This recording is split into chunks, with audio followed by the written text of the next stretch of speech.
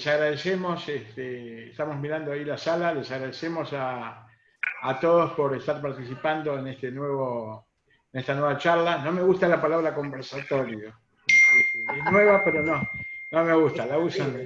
En esta nueva charla, y les agradecemos mucho que nos acompañen. Esta va a ser ya la sexta charla que tiene el Instituto. Hoy nos acompañan 4 invitados y 4 disertantes de lujo: la doctora Celia Weingarten, la doctora Graciela Lovese, el doctor Leonel Siliberto y el doctor Luis Ignacio Naso González. Y vamos a hablar sobre el libro que ellos han publicado, que son las contingencias contractuales en la emergencia sanitaria. Muy pocas publicaciones y muy pocas publicaciones tenemos sobre este tema, sobre la emergencia nacida con el 297 del 20 de marzo del 2020, que parecía que iba a ser algo pasajero. Recién hablábamos en la antesala que esto vino para quedarse, así que hoy vamos a tener la presentación del libro que estos 4 disertantes de lujo han publicado. El libro, entre otras cosas, no quiero adelantarme a nada, pero el libro, sobre otras cosas, habla de los principios generales de la contratación, los riesgos y la imprevisión.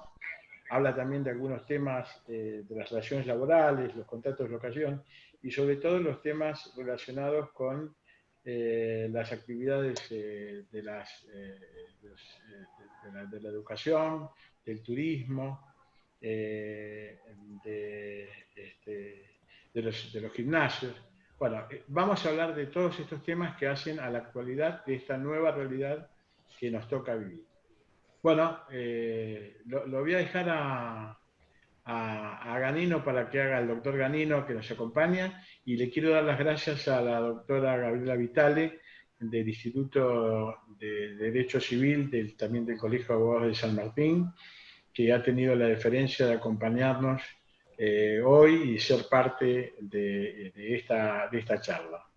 Le voy a dejar al doctor Ganino, que les va a dar después algunas recomendaciones sobre los micrófonos y todo lo demás. Y vamos a hacer más o menos una charla de 1 hora con los 4 disertantes, y después vamos a hacer el tema de las preguntas. Bueno, Adrián, te cedo la palabra. Bueno, gracias, doctor Voces, gracias, doctor Vitale. Digo este principio, estos puntos a tener en cuenta. Me gustaría también, antes que los disertantes den su exposición, que la doctora Vitale también diga algunas palabras como para dar inicio a este conversatorio, que si bien no le gusta al doctor Voces, es lo que estamos realizando, participando, es el título que a veces la mayoría le ponemos. Pero bueno, hoy vamos a tener a la doctora Celia Weingarten, vamos a hablar del principio de negociación y su aplicación obligatoria para la solución de conflictos, doctora en Derecho de la UBA, docente de grado, posgrado y doctorado en la UBA y en la UCES, codirectora de la carrera de especialización en Derecho de la Salud y Responsabilidad Médica, autora, publicista, entre otras. En segundo panel vamos a tener a la doctora Graciela Lovese con la previsibilidad contractual y las distintas alternativas previstas por el Código Civil y Comercial de la Nación, también doctora en Derecho de la UBA, docente de grado, posgrado, doctora en la UBA y en la UCES, codirectora de la carrera de especialización en Derecho de la Salud, Responsabilidad Médica y autora, y obviamente entre otra parte de su currículum. Continuaremos con la disertación del doctor Luis Ignacio Naso González, el contrato de turismos, cancelaciones y reprogramaciones de los distintos servicios, especialista en Derecho Privado, Derecho de Daños de la UBA, docente universitario, también de la UBA, autor y publicista, y culminaremos con la exposición del doctor Leonel Siliberto, con el tema gimnasios y otras actividades relacionadas con la salud física, clubes y similares, también especialista en Derecho de Daños de la UBA, docente universitario y autor y publicista. Dicho esto, doctora Vitale, quería darle la palabra para que dé comienzo también a este conversatorio. Bueno, muy buenas tardes a todos. En mi carácter de directora del Instituto de Derecho Civil del Colegio de Abogados de San Martín, quiero agradecer primero a los doctores Adrián Ganino y Fernando Voces, director del Instituto de Derecho, por la invitación a la actividad del día de hoy, a las autoridades del Colegio de Abogados por llevar a cabo los enormes esfuerzos que hacen para llevar a cabo las distintas actividades académicas, y sobre todo agradecer la presencia de los doctores Celia Weinmaster, Graciela Loberte, Lionel Siriberto, Luis Ignacio Nazo González, quienes disertarán sobre las contingencias contractuales en la emergencia sanitaria, así que le damos la bienvenida. Muchas gracias. Muchas gracias, doctora Weingarten. No, gracias a ustedes. Bueno, buenas tardes a todos. Antes que nada, por supuesto, queremos agradecer tanto al Colegio de Abogados de San Martín, al Instituto de Derecho Civil, que está aquí presente Gabriela Vitale. Obviamente, cuando uno dice está aquí presente, estamos todos presentes en una pantalla virtual, ¿no? Y tenemos que hacer de cuenta que tenemos todo el público ahí cerca nuestro. Pero bueno, como esta es la nueva normalidad que dicen que llegó para quedarse, así que bueno, no tenemos otro remedio. Obviamente seguiré agradeciendo al doctor Voces, al doctor Adrián Ganino, que es el director de la Oficina de Defensa del Consumidor. Así que muchísimas gracias, y gracias también por permitirnos presentar este libro que ya ha sido lanzado hace 1 o 2 meses aproximadamente, y que hemos hecho en coautoría de los que aquí estamos hoy presentes, con la editorial, a quien por supuesto agradecemos, la editorial Novatesis, que siempre sigue depositando la confianza en nosotros.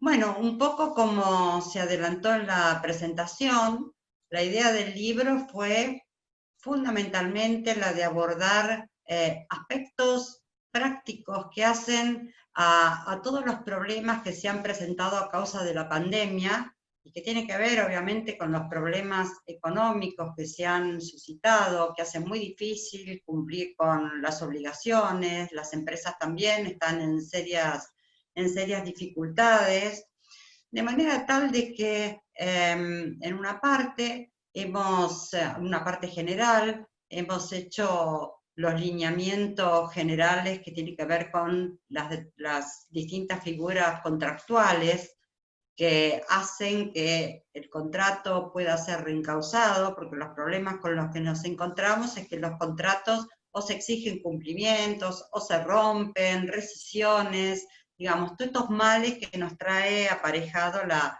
actual situación económica ocasionada por la pandemia. Una característica es que todos estos institutos que hemos analizado en la parte general, la teoría de la imprevisión, la frustración del fin del contrato, la imposibilidad de cumplimiento, la hemos abordado desde las distintas estructuras contractuales, ¿no? Porque si hay algo que hay que tener en cuenta, y que no siempre se hace la diferenciación, y que a lo largo de estas exposiciones lo vamos a ir haciendo, que no es lo mismo estudiar o aplicar una determinada figura, por ejemplo, la teoría de la imprevisión, en un contrato paritario o en un contrato de adhesión o de consumo. Cambia totalmente la perspectiva y obviamente las soluciones. Y después, como antes decíamos, queríamos darle más que nada un sesgo práctico, ¿no?, a este libro. ¿Y a qué me refiero con este sesgo práctico? Me refiero a que hemos abordado situaciones específicas, intentando también dar soluciones concretas, porque esto es lo que necesitamos hoy, ¿no? Saber, bueno, ¿cómo resolvemos tal o cual problema específico que se presenta? Y es así que bueno, hemos desarrollado lo inherente al contrato de locación, lo que tiene que ver, que está en el DNU, creo que era el DNU 320, o sea, las locaciones protegidas. ¿Qué pasa con las locaciones que no están protegidas, que en realidad quedan también en una difícil situación de cumplimiento? Con también los contratos de turismo, qué pasa con las cancelaciones, las suspensiones, esto estamos viendo ya mucha jurisprudencia. ¿Qué pasa también con el contrato de medicina prepaga? Claro, el problema fundamental es que los contratantes, los usuarios, los consumidores, están en muchas dificultades de poder afrontar el cumplimiento, por ejemplo, en una medicina prepaga, en una locación o en cualquier otro contrato. Entonces, si nos posicionamos en un contrato de medicina prepaga, ¿qué pasa? ¿Cesarían estas prestaciones? Bueno, esto lo ha trabajado Luis Ignacio Naso González y bueno, ha aportado algunas soluciones que si después tenemos tiempo voy a mencionar. También otro de los temas han sido los establecimientos educativos privados, los gimnasios, los clubs, o sea, todo repite la misma situación, ¿no? ¿Qué pasa con esto de no poder cumplir? ¿Cesa el contrato? ¿Cesa todas estas prestaciones que venimos recibiendo? Bueno, y ni que hablar también de las relaciones laborales, ¿no? Con la prohibición de los despidos sin causa, las suspensiones, etcétera, etcétera. Bueno, estos son algunos de los temas abordados. Y yo quisiera pasar a mi exposición, así muy rápidamente, aunque sea dando los lineamientos generales, de algo nuevo que ha aparecido en el Código Civil y Comercial de la Nación en el año 2015. En realidad ha pasado por desapercibido y es como que si de repente ahora, a 5 años de la sanción del Código, se hubiera desempolvado. ¿Y qué es esto? Bueno, es el principio de renegociación.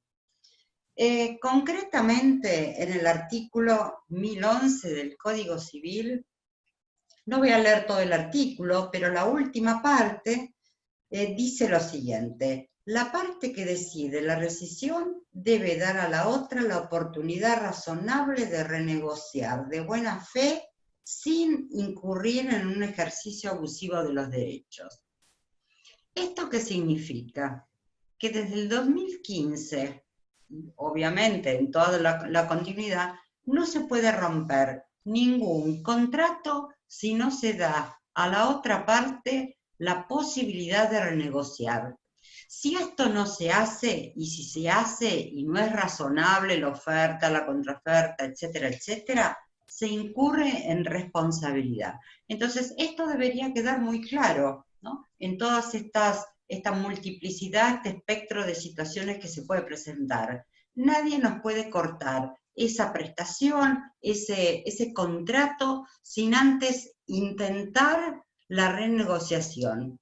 ¿Y para qué la renegociación? Obviamente para recomponer el contenido contractual que ha sido desequilibrado precisamente por la modificación de las circunstancias económicas sobre el cual se proyectó ese contrato. Y fundamentalmente por la imposibilidad de cumplir con las prestaciones. Entonces, que quede bien claro que siempre debe haber en forma previa a la cancelación de un servicio la posibilidad de renegociar.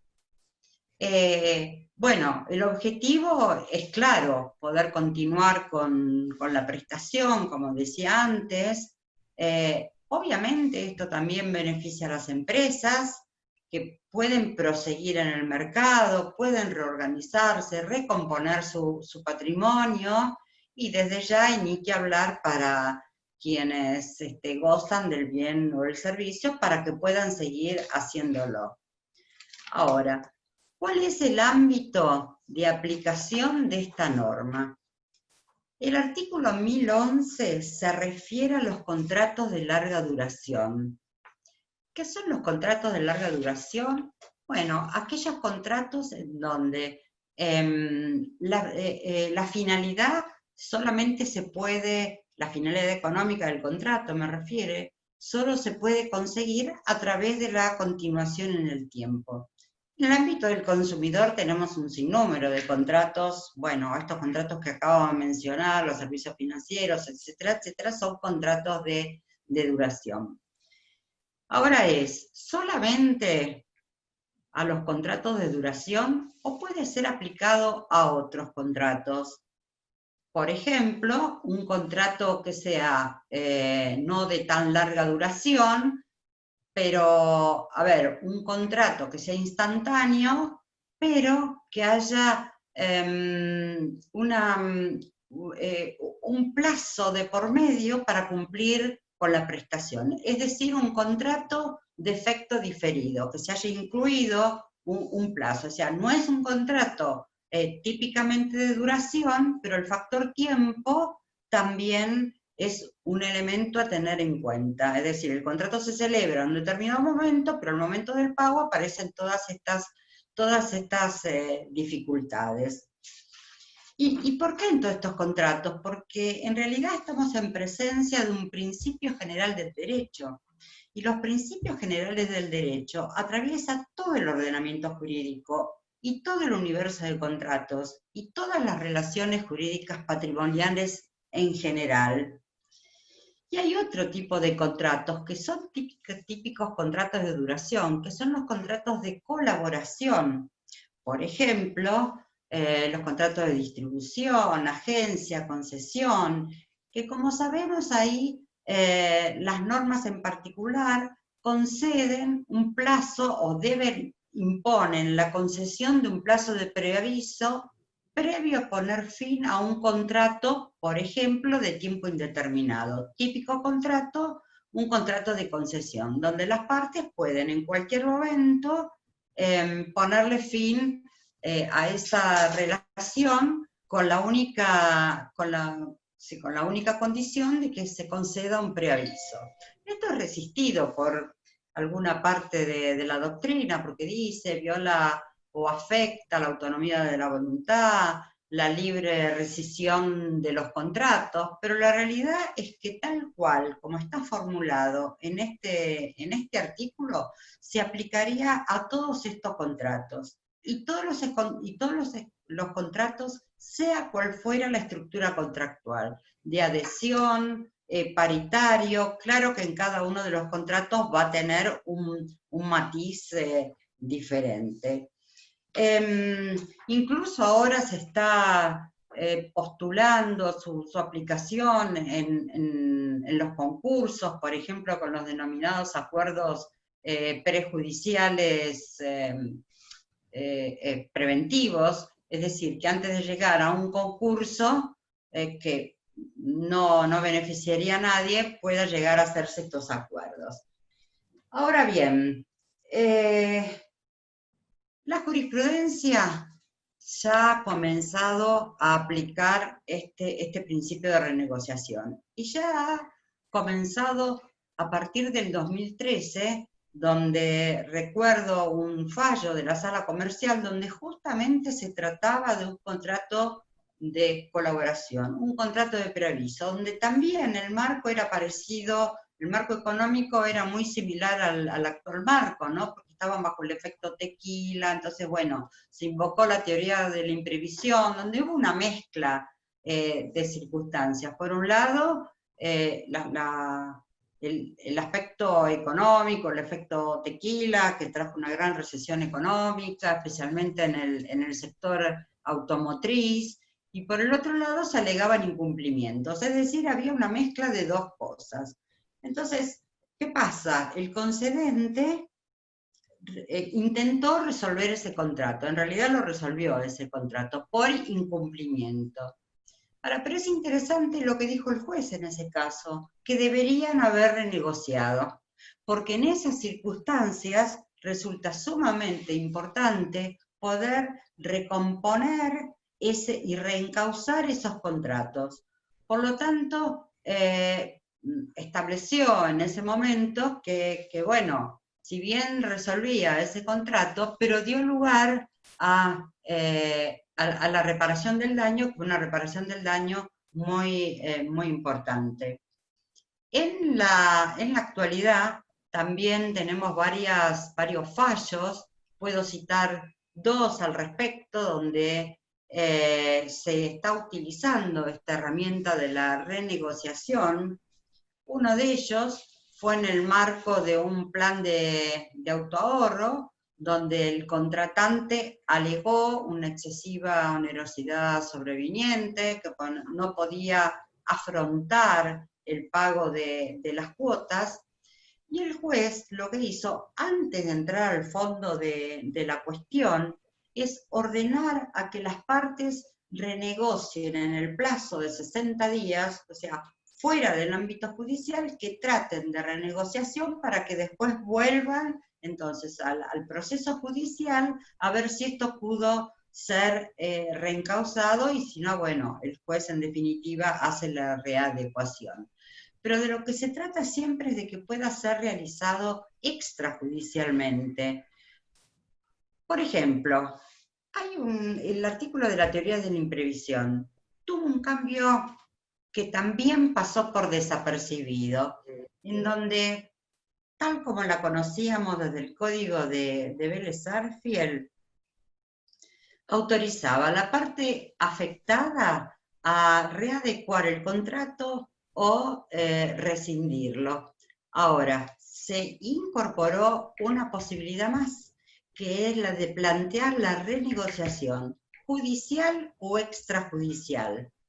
Y esto en definitiva es lo que está ahora aplicándose en los procesos judiciales. Es decir, el juez lo que hace es, bueno, ordenar que en un determinado plazo se reorganice, se reencauce ese contrato, y si no, se verá en el fondo si se procede a una readecuación, una resolución conforme las necesidades de las partes. Ahora, me refería antes a la jurisprudencia. En otro fallo también se cuestionó los famosos créditos UVA por las mismas dificultades, es decir, la imposibilidad de seguir afrontando estas cuotas, las cuotas del crédito, y el juez ordenó algo similar a lo que venía señalando antes. Ahora, un problema del que tenemos que hablar es qué sucede con las prestaciones mientras esto va sucediendo. Es decir, que ese plazo de renegociación abre un espacio de incertidumbre. ¿Incertidumbre en qué sentido? ¿Sigue vigente el contrato? Más específicamente, ¿la parte afectada debe seguir cumpliendo con las prestaciones? Porque este es el problema, porque en realidad si pide la renegociación, y seguramente la pedirá en un contrato de locación, es decir, su situación va a ser similar en distintos contratos, porque en realidad todos vamos a estar endeudados en distintas relaciones jurídicas. Entonces, pretender que se siga cumpliendo con las prestaciones realmente no es una alternativa viable. Entonces, ¿de qué podemos hablar en estos casos? Bueno, tal vez de un cumplimiento de un pago mínimo. Esto implica un proceso de renegociación, obviamente, ¿no? Y antes, o un mix de posibilidades, refinanciar, etcétera, etcétera. Pero lo importante, como antes decía, es que la cobertura, por ejemplo, en un contrato de medicina prepaga, no cese. Porque si nosotros nos atenemos a la letra de lo que dice la ley de medicina prepaga, creo que es la 26.682, ¿qué te dice? Dejaste de pagar 3 meses, cesa la cobertura. Bueno, en estas condiciones, en la actual pandemia, y si no fuera en la actual pandemia, en realidad es lo mismo, lo que pasa es que ahora se han agravado todas las dificultades. Entonces, esa cobertura no puede cesar. Y si lo hacen cesar, es decir, si no se avienen a una renegociación, siempre, por supuesto, vamos a tener la vía expedita de alguna medida cautelar o la vía de un amparo, justamente para poder seguir gozando de las prestaciones. Y por último, ¿no? Porque me parece que el tiempo se me está escapando, hacer una referencia al contenido de la renegociación. ¿Puede ser cualquier contenido? No, no puede ser cualquier contenido. Tiene que ser un contenido que sea razonable para la estructura contractual de la que se trate. Nunca, por ejemplo, en un contrato de consumo, puede implicar renuncias. Es decir, si estamos en un contrato de locación donde sabemos que ha habido beneficios, prórrogas, etcétera, etcétera, en realidad, si se renegocia por debajo del umbral de protección que tiene ese consumidor, esa renuncia, digamos, no es válida por el artículo 37 de la Ley de Defensa del Consumidor y otros artículos del Código, y puede ser revisable. lo que no ocurre en un contrato de negociación individual. Entonces ahí tenemos las diferencias entre las distintas estructuras contractuales.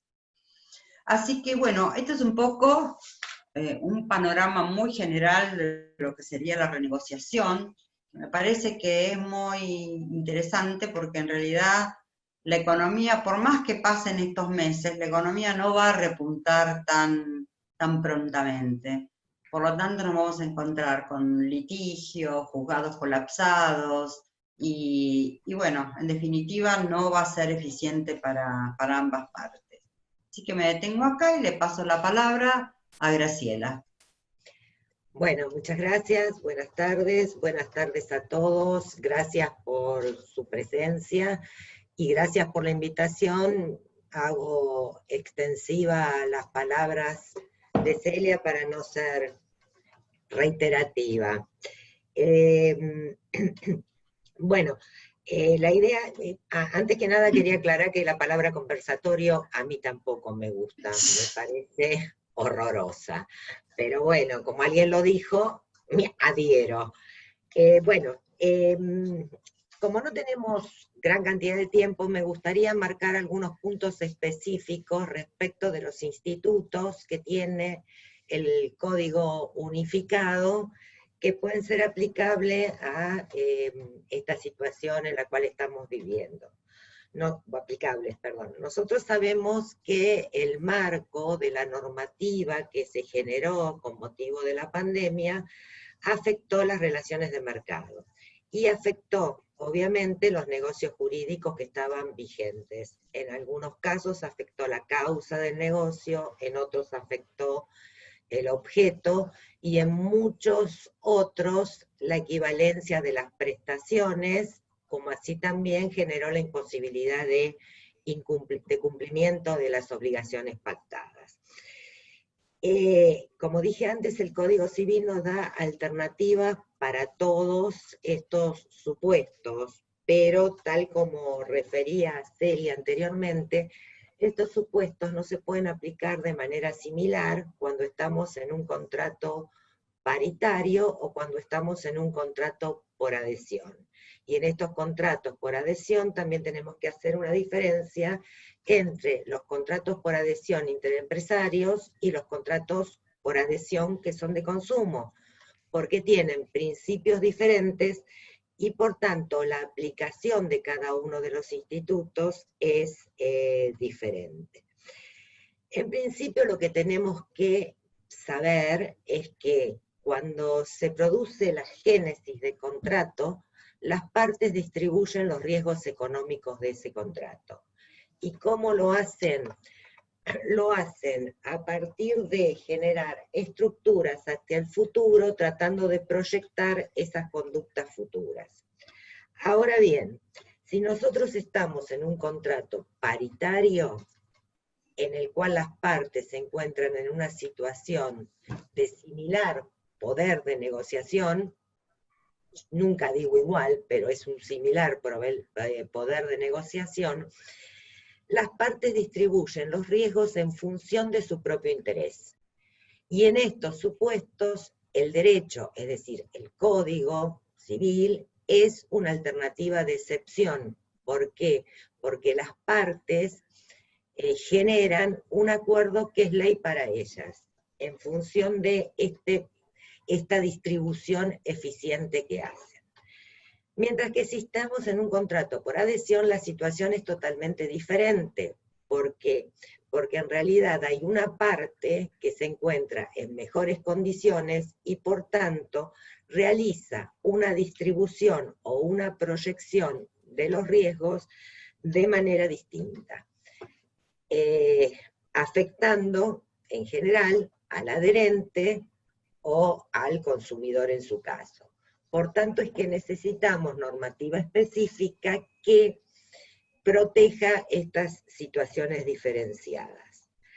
Ahora bien, ¿de qué hablamos cuando hablamos de previsibilidad contractual? El análisis de la previsibilidad contractual tiene que ver precisamente con estos riesgos económicos, cómo los distribuimos, y podemos analizar esta previsibilidad desde un punto de vista macro, es decir, de acuerdo a las condiciones de mercado, los negocios, el posicionamiento del producto dentro del mercado, la evolución de ese producto, por ejemplo, o desde una alternativa micro, es decir, mirando hacia adentro del contrato. Entonces vamos a analizar o a tomar previsiones en función, por ejemplo, de la capacidad de pago del consumidor, es decir, en función de la contraparte. La previsibilidad entonces implica conocer, tener información, analizar los riesgos, las inversiones, los beneficios, y evidentemente, como todos sabemos, no podemos manejar en la misma forma esta situación cuando hablamos de una empresa o en un contrato paritario que cuando hablamos de un adherente o de un consumidor. Dentro de esta idea, entonces, lo que vamos a ver es cómo esta previsibilidad opera en los distintos institutos. ¿Por qué? Porque, por ejemplo, la prevención implica mayor previsibilidad. Y nosotros tenemos, el nuevo Código Civil introdujo el criterio de prevención, ¿sí? Como si fuera una novedad, que no lo es. La prevención tiene que ver, encuentra fundamento en el artículo 19 de la Constitución Nacional y en el deber general de no dañar. No obstante eso, introdujo un criterio preventivo que es muy importante en el artículo 1710 como principio general, y en materia contractual lo hace en dos normas específicas, que son el artículo 1031 y 1032. El 1031 es la reiteración del artículo prácticamente, digo, no exactamente igual, del 1201 del código anterior, y lo que hace es permitir la suspensión del cumplimiento con carácter preventivo hasta que la otra parte ofrezca cumplir. Y esto, en realidad, no puede ser eliminado, y es uno de estos derechos irrenunciables de los que hablaba Celia antes. ¿Por qué? Porque si nosotros lo eliminamos contractualmente, este derecho, esa cláusula es una cláusula abusiva. La mayor novedad está en el 1032, ¿qué dice?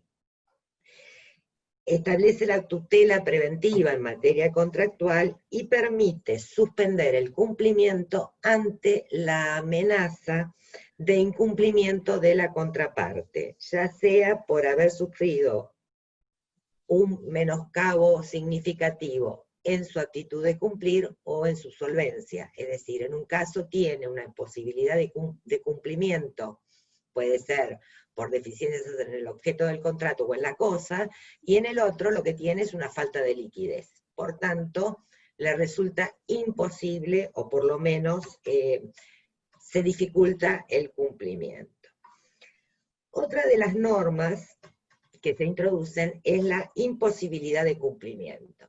Y la imposibilidad de cumplimiento está regulada en dos situaciones. Una, como extinción de las obligaciones en los artículos 955 y 956, y en segundo lugar, como eximente o como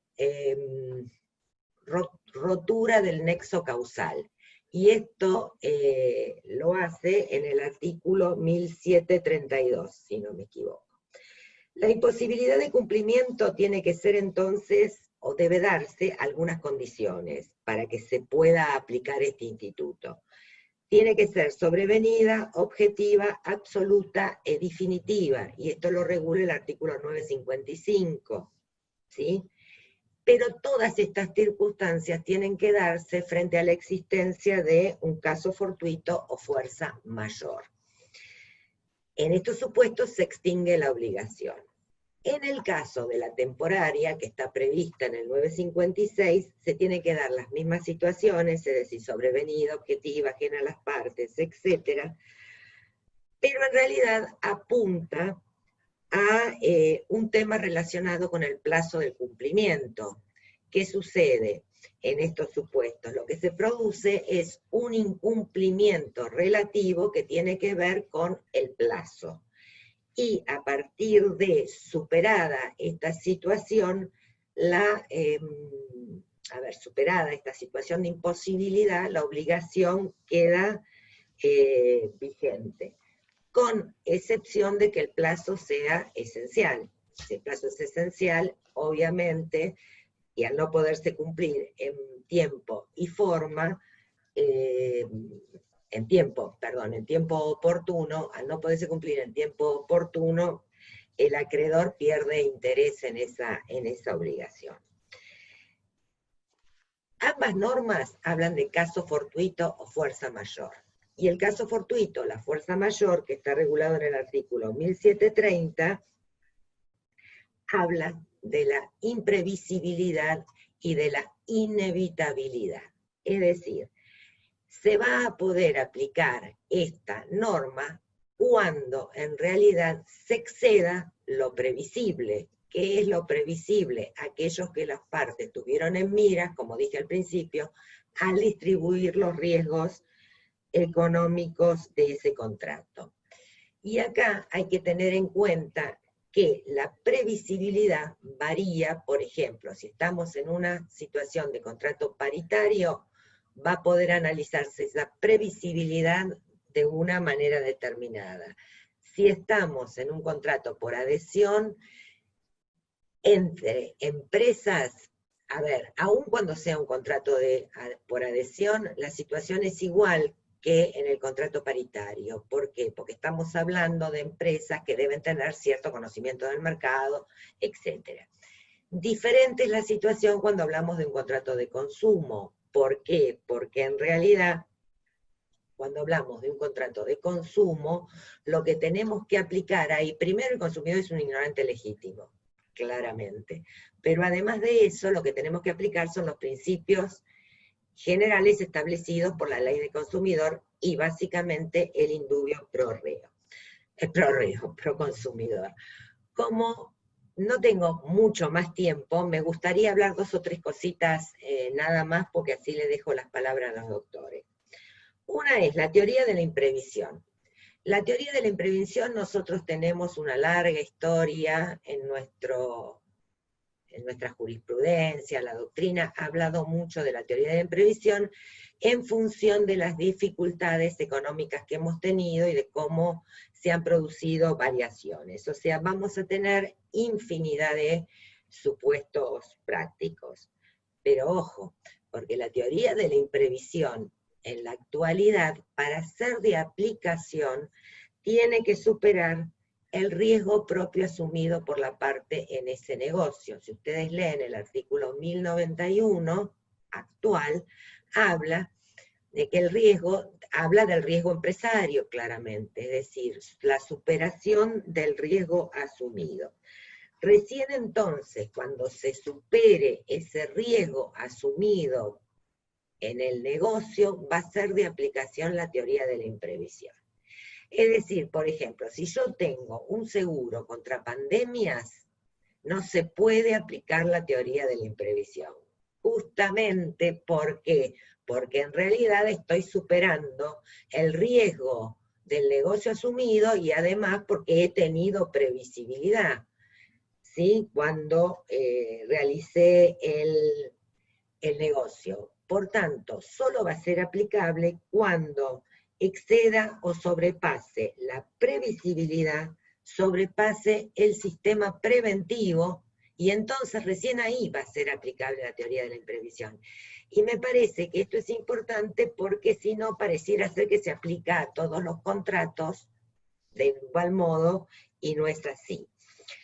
Por otra parte, una cláusula que es muy común, que impide la aplicación de la teoría de la imprevisión, es una cláusula abusiva. Por tanto, es nula y no puede discutirse. En tanto, no puede discutirse su nulidad.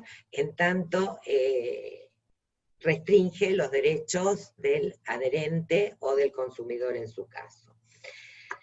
2 o 3 cositas más y ya los dejo.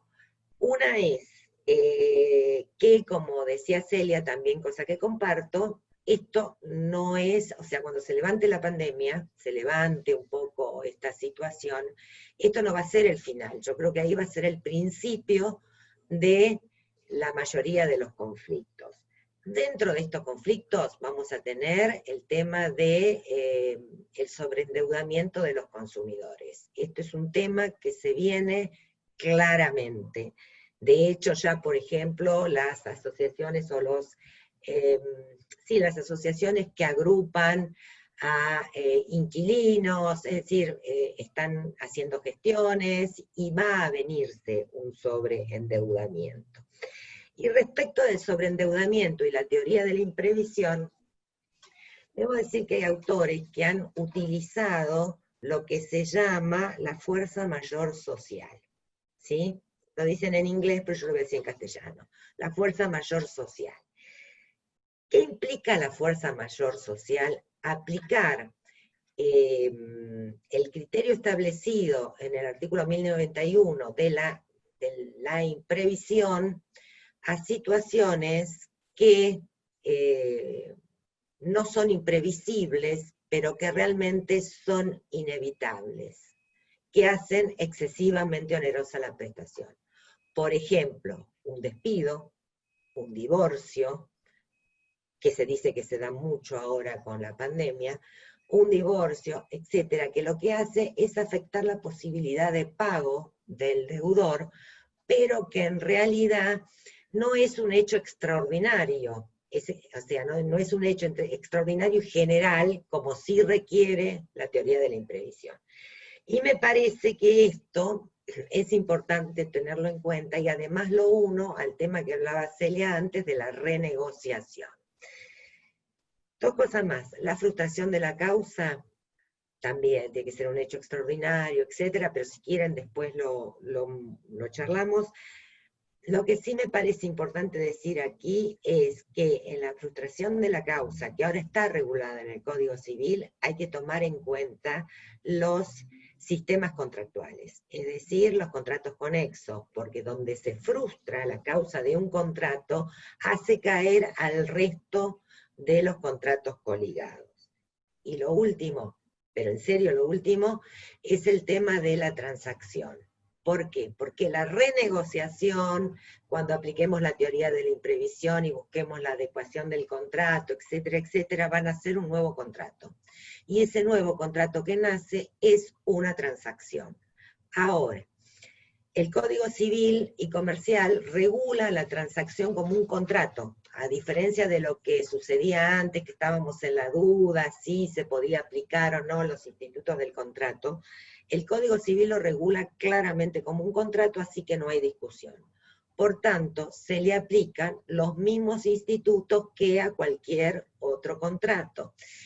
Y si bien en una transacción las partes ceden parte de sus derechos, es decir, hacen concesiones recíprocas, y estas concesiones recíprocas no tienen que ser igualitarias económicamente, sí es cierto que cuando existe una desproporción, en esos supuestos es aplicable la teoría de la lesión. Entonces, ¿por qué? Porque en realidad, al tratarse de un contrato, la lesión es uno de los supuestos de nulidad de esos contratos. Y si estamos en un contrato paritario, no tendríamos demasiados problemas. El tema es que cuando hablamos de contratos por adhesión, y especialmente en contratos de consumo, la mayoría de las transacciones son por adhesión.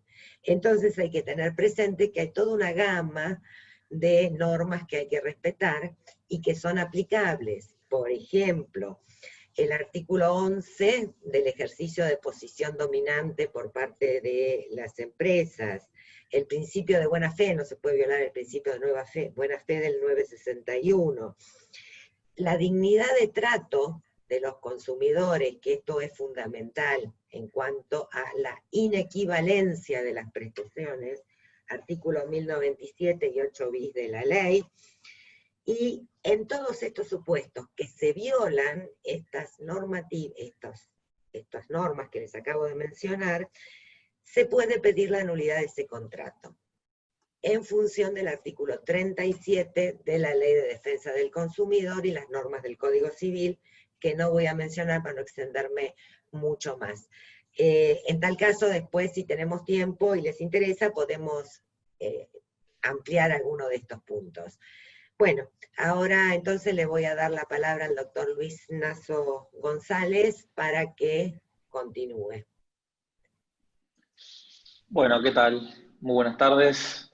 Bueno, antes que nada, estoy muy agradecido de estar acá presente.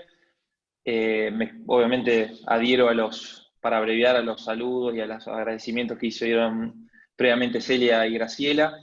Estoy muy a gusto, así que agradezco al colegio y obviamente a mis colegas con quienes he tenido el gusto de participar en esta obra, el privilegio también. Me ha tocado o me han pedido que hablemos sobre algunos tópicos relacionados con la contratación turística. Me gustaría previamente contar alguna noción de qué lugar lo vamos a hacer. La obra que estamos presentando en esta ocasión, como habrán visto, tiene una parte general en la que hemos trabajado con distintas estructuras de contratos y sobre un paradigma nuevo que entendemos nosotros y que en la enseñanza académica lo venimos llevando a la práctica hace algún tiempo, que tiene que ver con esta visión del derecho de los contratos que en código tripartito. Nosotros acá, tanto Graciela como Celia han dicho que algunos dispositivos legales hay que estudiarlos desde la parte general, partiendo de la estructura general en la que estamos evaluando, si es un contrato de adhesión, si es un contrato paritario o si es un contrato de consumo, y después de ahí volcarnos al análisis de los institutos, porque verdaderamente hemos visto, y sobre todo a raíz de la pandemia, que muchos institutos que están previstos en el Código Civil y Comercial tienen un poco una fisonomía propia del contrato paritario, y cuando uno lo lleva al análisis de una estructura de adhesión o de un contrato de consumo, no tiene una aplicación muy directa, o si hay una aplicación directa, puede resultar injusta. Ahora vamos a trabajar un poco al respecto en lo que tiene que ver con la contratación turística, pero el principio de renegociación, a la hora de aplicarlo a un contrato paritario, tiene un funcionamiento, como está previsto en el artículo 10.11 del Código Civil, pero si uno lo lleva a un contrato de consumo, uno se pregunta, ¿cómo renegocio un contrato de consumo? Si quizá el contrato de base es estandarizado, ¿cómo me vuelco? ¿Cómo lo que el contrato de base estandarizado, es decir, predispuesto, que se generó sin la participación o con una participación muy mínima de la voluntad del consumidor, cómo lo va a renegociar a la hora en la que hay un imprevisto? Estas son las nociones con las que hemos atendido la obra, y en la parte especial se han trabajado sobre distintos contratos, estos fenómenos aplicados en cada contrato en particular.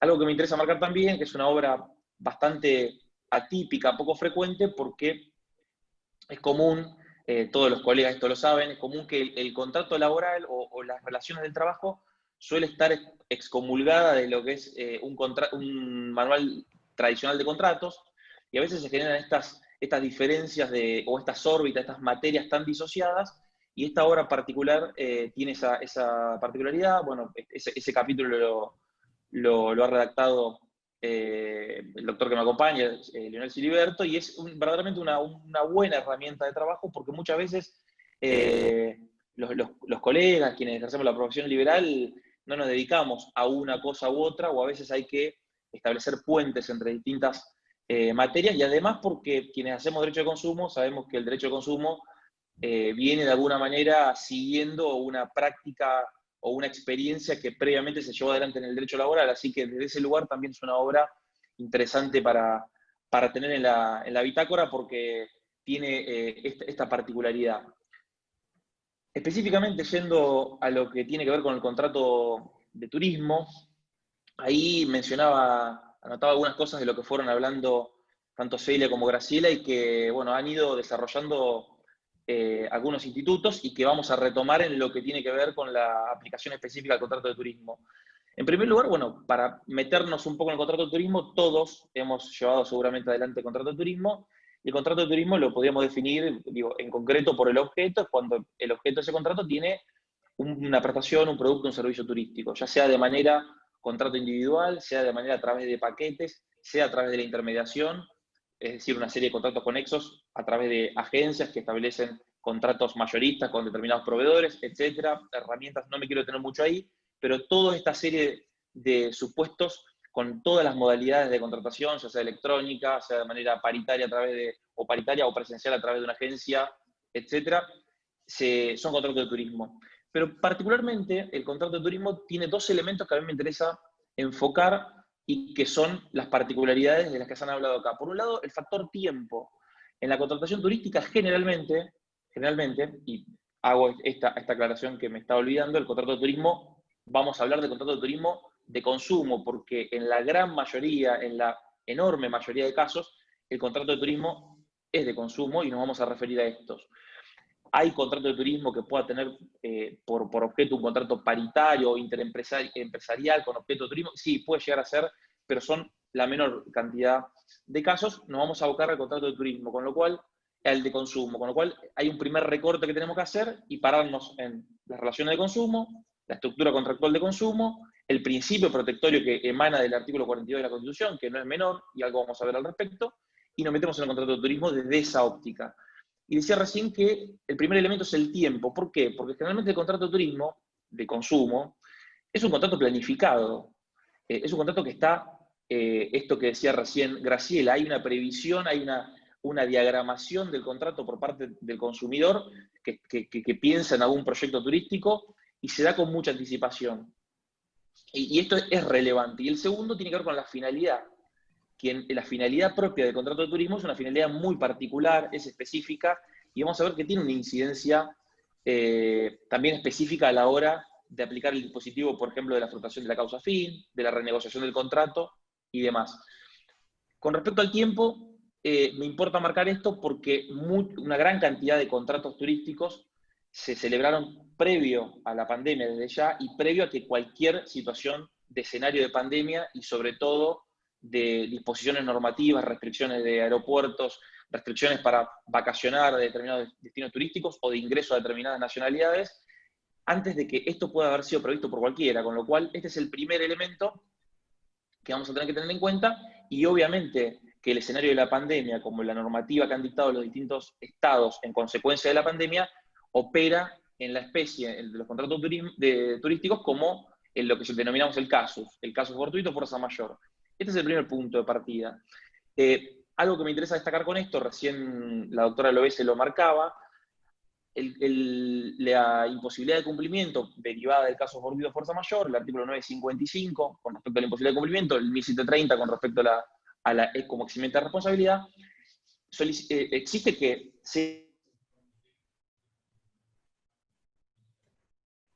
que impida que en lo sucesivo el contrato, en este caso turístico, pueda llegar a ser cumplido. Y vemos nosotros que, obviamente, quien contrató, supongamos, un ticket de pasaje aéreo, un hotel en determinado destino turístico, obviamente que esa prestación se puede cumplir con el tiempo más adelante, y las empresas han ido planteando, algunas empresas, que bueno, le han dado ese carácter temporario a la prestación.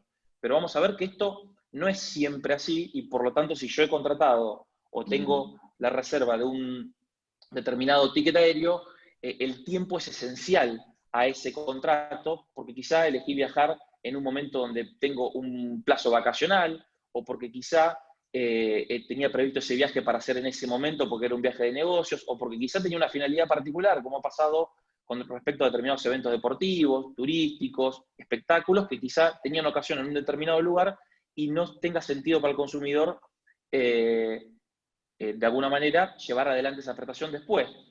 Y esto está vinculado, recién Celia decía, y Celia, cuando arrancó la pandemia, sacó un artículo muy interesante con respecto a esta idea del principio general de renegociación, que después fue volcado a la obra también, y que establece que este principio que emana del artículo 10.11 del Código Civil no es un principio aplicable únicamente a los contratos de duración, sino que es un principio exportable a todo tipo de contratos, y por eso la contratación turística se va a aplicar, y también que es un principio que debe ser elegido, es preferente, sobre todo en un escenario como el de la pandemia. ¿Por qué preferente? Porque justamente, recién lo mencionaba también Graciela, ahorra costos la renegociación del contrato, verdaderamente la ruptura de contrato es quizá el costo más grande para las partes, con lo cual la renegociación ahorra los costos de la ruptura, en términos tanto micro, intracontractual, como a nivel macro sistema, y ni que hablar a través de los sistemas de resolución de conflictos, pero también porque hay una exigencia de un deber preventivo, y la renegociación es una forma de prevenir todo ese daño que se genera con la ruptura contractual. Por eso decimos que es preferente. Decíamos entonces que el tiempo es esencial, y también la finalidad. hay contratos turísticos donde la finalidad está asociada con respecto a la prestación central del contrato. Y acá me quiero detener un poco con respecto a lo que es la finalidad, la formación de la finalidad, lo que es la causa fin del contrato y cómo opera estos elementos. ¿Por qué decimos que el legislador los previó para un contrato paritario o para un acto jurídico paritario y hay que adaptarlo a los contratos de adhesión y de consumo? Si uno va al artículo 1090 que establece aquellos supuestos de extinción por frustración de la finalidad contractual, automáticamente uno tiene que ir a leer qué es la causa fin de un contrato y se tiene que remitir a la parte general o a las disposiciones de los actos jurídicos. Uno va al artículo 281 del Código Civil y nos dicen que esta finalidad, bueno, es el interés que tienen las partes, que debe ser expreso, o sea, es decir, las partes tienen que incorporar, o sea, hay una finalidad objetiva y una finalidad subjetiva que las partes tienen que incorporar al contrato. Imagínense en un contrato de adhesión o en un contrato de consumo, si la parte no puede negociar ninguna disposición contractual, mucho menos va a poder incorporar la causa fin al contrato, con lo cual pensar en los términos del artículo 281 la causa de los contratos de consumo es bastante poco realista. Y después la segunda parte del 281 dice, bueno, cuando las partes no lo incorporan expresamente, se va a entender tácitamente incorporada cuando es esencial para ambas partes. Y acá volvemos a lo mismo. ¿Cuándo es esencial para ambas partes? Y bueno, en la contratación de consumo tenemos elementos adicionales que nos permiten entender cuál es la causa de ese contrato que el consumidor no negoció. ¿Por qué? Porque la finalidad del contrato emana también de la publicidad que es vinculante, emana también de las expectativas que genera el proveedor, emana también de la confianza que surge de la marca, de la persona, de la contraparte del proveedor en cuestión, con lo cual esto termina llenando la finalidad contractual y es por eso que podemos decir que en el contrato de consumo a veces la finalidad debe ser inferida de la publicidad, debe ser inferida de las expectativas que son parte del objeto contractual. Cuando hablamos de contrato de consumo, el objeto del contrato no es solamente lo que las partes dispusieron y ese objeto que tiene que ver con la prestación o que uno puede identificar con la cosa o servicio. Es también esta serie de expectativas, es también la confianza que se genera y demás. Esto es muy importante porque nos va a permitir que en algún determinado caso la frustración, la finalidad haya que inferirla del contrato de consumo y no venga tan directamente aplicable del artículo 281. En algunos contratos de consumo, obviamente, sobre todo los que son con paquetes turísticos, la finalidad es directamente más, está expresa, porque por ejemplo, supongamos que yo contraté un paquete para ir a ver las Olimpiadas de Tokio, como le ha pasado a mucha gente, y lógicamente, si no puedo hacer ese viaje con ese paquete que incluía tickets de acceso a determinados espectáculos o a actividades deportivas, lógicamente en ese contrato también está en claro la finalidad. Pero pensemos en un contrato que tenga por objeto una luna de miel, que tenga por objeto un viaje de egresados. Quizá en estos contratos, bueno, aparece más asociada al tiempo, digo, quizá, bueno, ahí alguien mencionaba, Celia mencionaba al principio la cantidad de divorcios, quizá cuando termine la pandemia esa pareja que pensaba hacer un viaje en conjunto, quizás ya no esté ni junta, o en los viajes egresados también puede ser, quizá dentro de un año ese grupo de estudiantes quizá esté disponible para un año académico y no tenga el tiempo para trabajar, o el trabajador que dispuso de vacaciones no tenga el tiempo para hacer ese recorrido. Con lo cual, la idea es mostrar cómo esta idea de ver la estructura contractual de consumo como un eje a priorístico de análisis de los contratos es importante. El segundo elemento que quiero marcar también, decíamos que la pandemia funcionó como el caso fortuito, operó dentro de la contratación turística como un caso fortuito. Algo que ya estaba tratado en el libro, ya en mayo lo habíamos tratado, que fue cuando estábamos trabajando en el libro, que tiene que ver con que en algún momento de la pandemia la autoridad pública dispuso, y sobre todo el ANAC en materia de aviación, dispuso que a partir del 1 de septiembre se iban a poder volver a iniciar a vender tickets de aéreos y determinadas contrataciones y prestaciones turísticas. Ahora, y quizá en ese momento sí ya era previsible lo que otrora no. Entonces, ¿cómo vamos a juzgar si ahora a partir del 1 de septiembre determinados contratos que cuando se contrataron, supongamos en abril, mayo, se pensaban que en septiembre, octubre y noviembre se iba a poder viajar? ¿Qué pasa si ahora las restricciones y los efectos de la pandemia impiden el cumplimiento de ese contrato? ¿Habrá casos fortuitos en estos casos? Porque ya acá el elemento de imprevisibilidad no se grafica con tanta nitidez, porque sí fue previsible quizá en un escenario de pandemia que a septiembre, octubre, noviembre, diciembre ese contrato no se pudiera cumplir y quizás ya la empresa no pueda plantear esta situación de caso fortuito. Esto, como para hacer una introducción al tema, me interesa marcar también, decíamos recién lo de la frustración de la causa fin, el principio de renegociación contractual, del cual la doctora Weingarten ha escrito y forma parte de la parte general del libro también. El artículo 1011 del Código Civil establece el principio de renegociación y decíamos que es un principio que debe ser preferido con respecto a la extinción. Fíjense que claramente el artículo 1011 está pensado en clave de contrato paritario y hay que desenmarañarlo si lo voy a aplicar a un contrato de adhesión o de consumo. Fíjense que habla de que la parte que desea rescindir el contrato, ejerciendo un deber de colaboración, debe darle a la otra parte la posibilidad de renegociar de buena fe y sin abuso del derecho. Imaginemos colaboración en un contrato de consumo, en un contrato de adhesión. Parece una palabra totalmente ajena. Lo mismo con la buena fe, lo mismo con el abuso del derecho. Entonces, lo que nosotros nos preguntamos fue cómo se tiene que dar esa renegociación en contratos que son estandarizados o contratos de consumo. Y acá empezamos a compulsar un poco lo que pasaba. Esto ocurrió a partir de la pandemia, no es que nosotros cuando leíamos antes, esto lo explicaba Celia recién, leíamos el 1011 y decíamos, bueno, esto para la estructura paritaria se aplica así, para la estructura de consumo de otra manera. La pandemia nos llevó a tener que hacer una relectura de las normativas y pensarla a través de este prisma. ¿Y cómo lo aplicamos en contratos de consumo? Y justamente, si la empresa en el contrato, la parte proveedora, la parte fuerte en el contrato estandarizado no lo negoció con el consumidor, obviamente que al momento de irrumpir el caso fortuito o la fuerza mayor, tampoco lo va a renegociar. Entonces, ¿qué suele ocurrir? Vimos que las distintas empresas de turismo han salido a ofrecer lo que nosotros entendemos una renegociación estandarizada. ¿Qué es una renegociación estandarizada? Es la empresa ofrece diversas alternativas de conformidad a su política comercial para que el consumidor elija. Obviamente estas alternativas que ofrece, hay unos dispositivos que hay que construir para evaluarlas, si son razonables, o sea, si responden a este principio de razonabilidad como opuesto al ejercicio abusivo de los derechos, si pueden ser ofrecidas de buena fe y demás. Pero lo primero que me quiero quedar es con algo previo. Nosotros decimos que el contrato de turismo es un contrato de consumo y lo primero que nace antes de cualquier renegociación posible, porque en el contrato paritario uno podría decir, bueno, el 1011 ¿qué me dice? Que aquel que lo quiere rescindir o que lo quiere resolver, previamente tiene que darle la posibilidad a otra parte de renegociar. Bueno, en el contrato de consumo esto no ocurre así. En primer lugar, porque la primera obligación que tiene el proveedor en el contrato de consumo es la obligación informativa y que nace de un principio protectorio que está en el artículo 42 de la Constitución y que se replica en el artículo 4 de la Ley de Defensa del Consumidor y en el 1100 del Código Civil. Con lo cual, en el tiempo, lo primero que tiene que aparecer en el contrato de turismo es el cumplimiento de la obligación informativa por parte del proveedor, antes de ofrecer ninguna renegociación. ¿Por qué?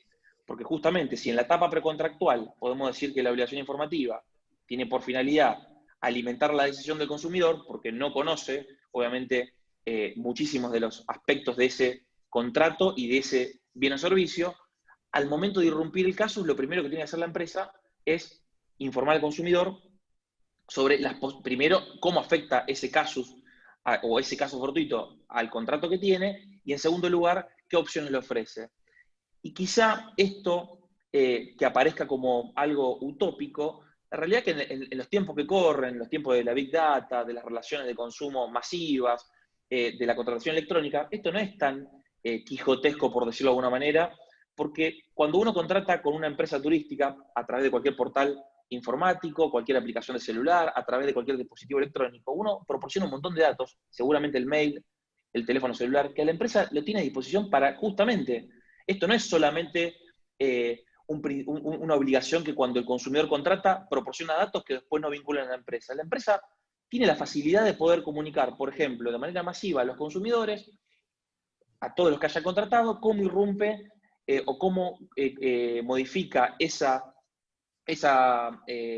escenario de pandemia o distintas normativas, dependiendo de qué país o qué región sea que tiene lugar la prestación turística, cómo irrumpe y qué opciones tiene el consumidor. Esto lo puede hacer sin mayores costos, al alcance de la técnica actual, con lo cual esa obligación informativa va a ser central que la cumpla la empresa primeramente. Y esta obligación informativa y esta política comercial de renegociación son verdaderamente prácticas comerciales de la empresa y que hay que revisar si no son abusivas.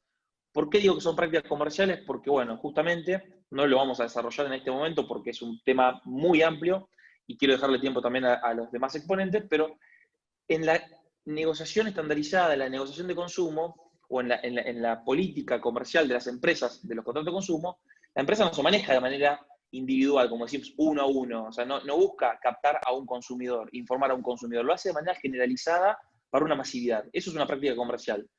Y a la hora de renegociar, la empresa también va a hacerlo de manera generalizada. Y esto es una práctica comercial. ¿Y por qué lo pongo de relevancia? Porque el Código Civil y Comercial regula a partir de 1996 las prácticas comerciales y regula cuándo esos fenómenos se vuelven abusivos. Recién Graciela hablaba de cuando afectan la dignidad del consumidor, por ejemplo, se vuelven abusivos porque este es el bien jurídico protegido de las prácticas comerciales, que no abusen la dignidad del consumidor.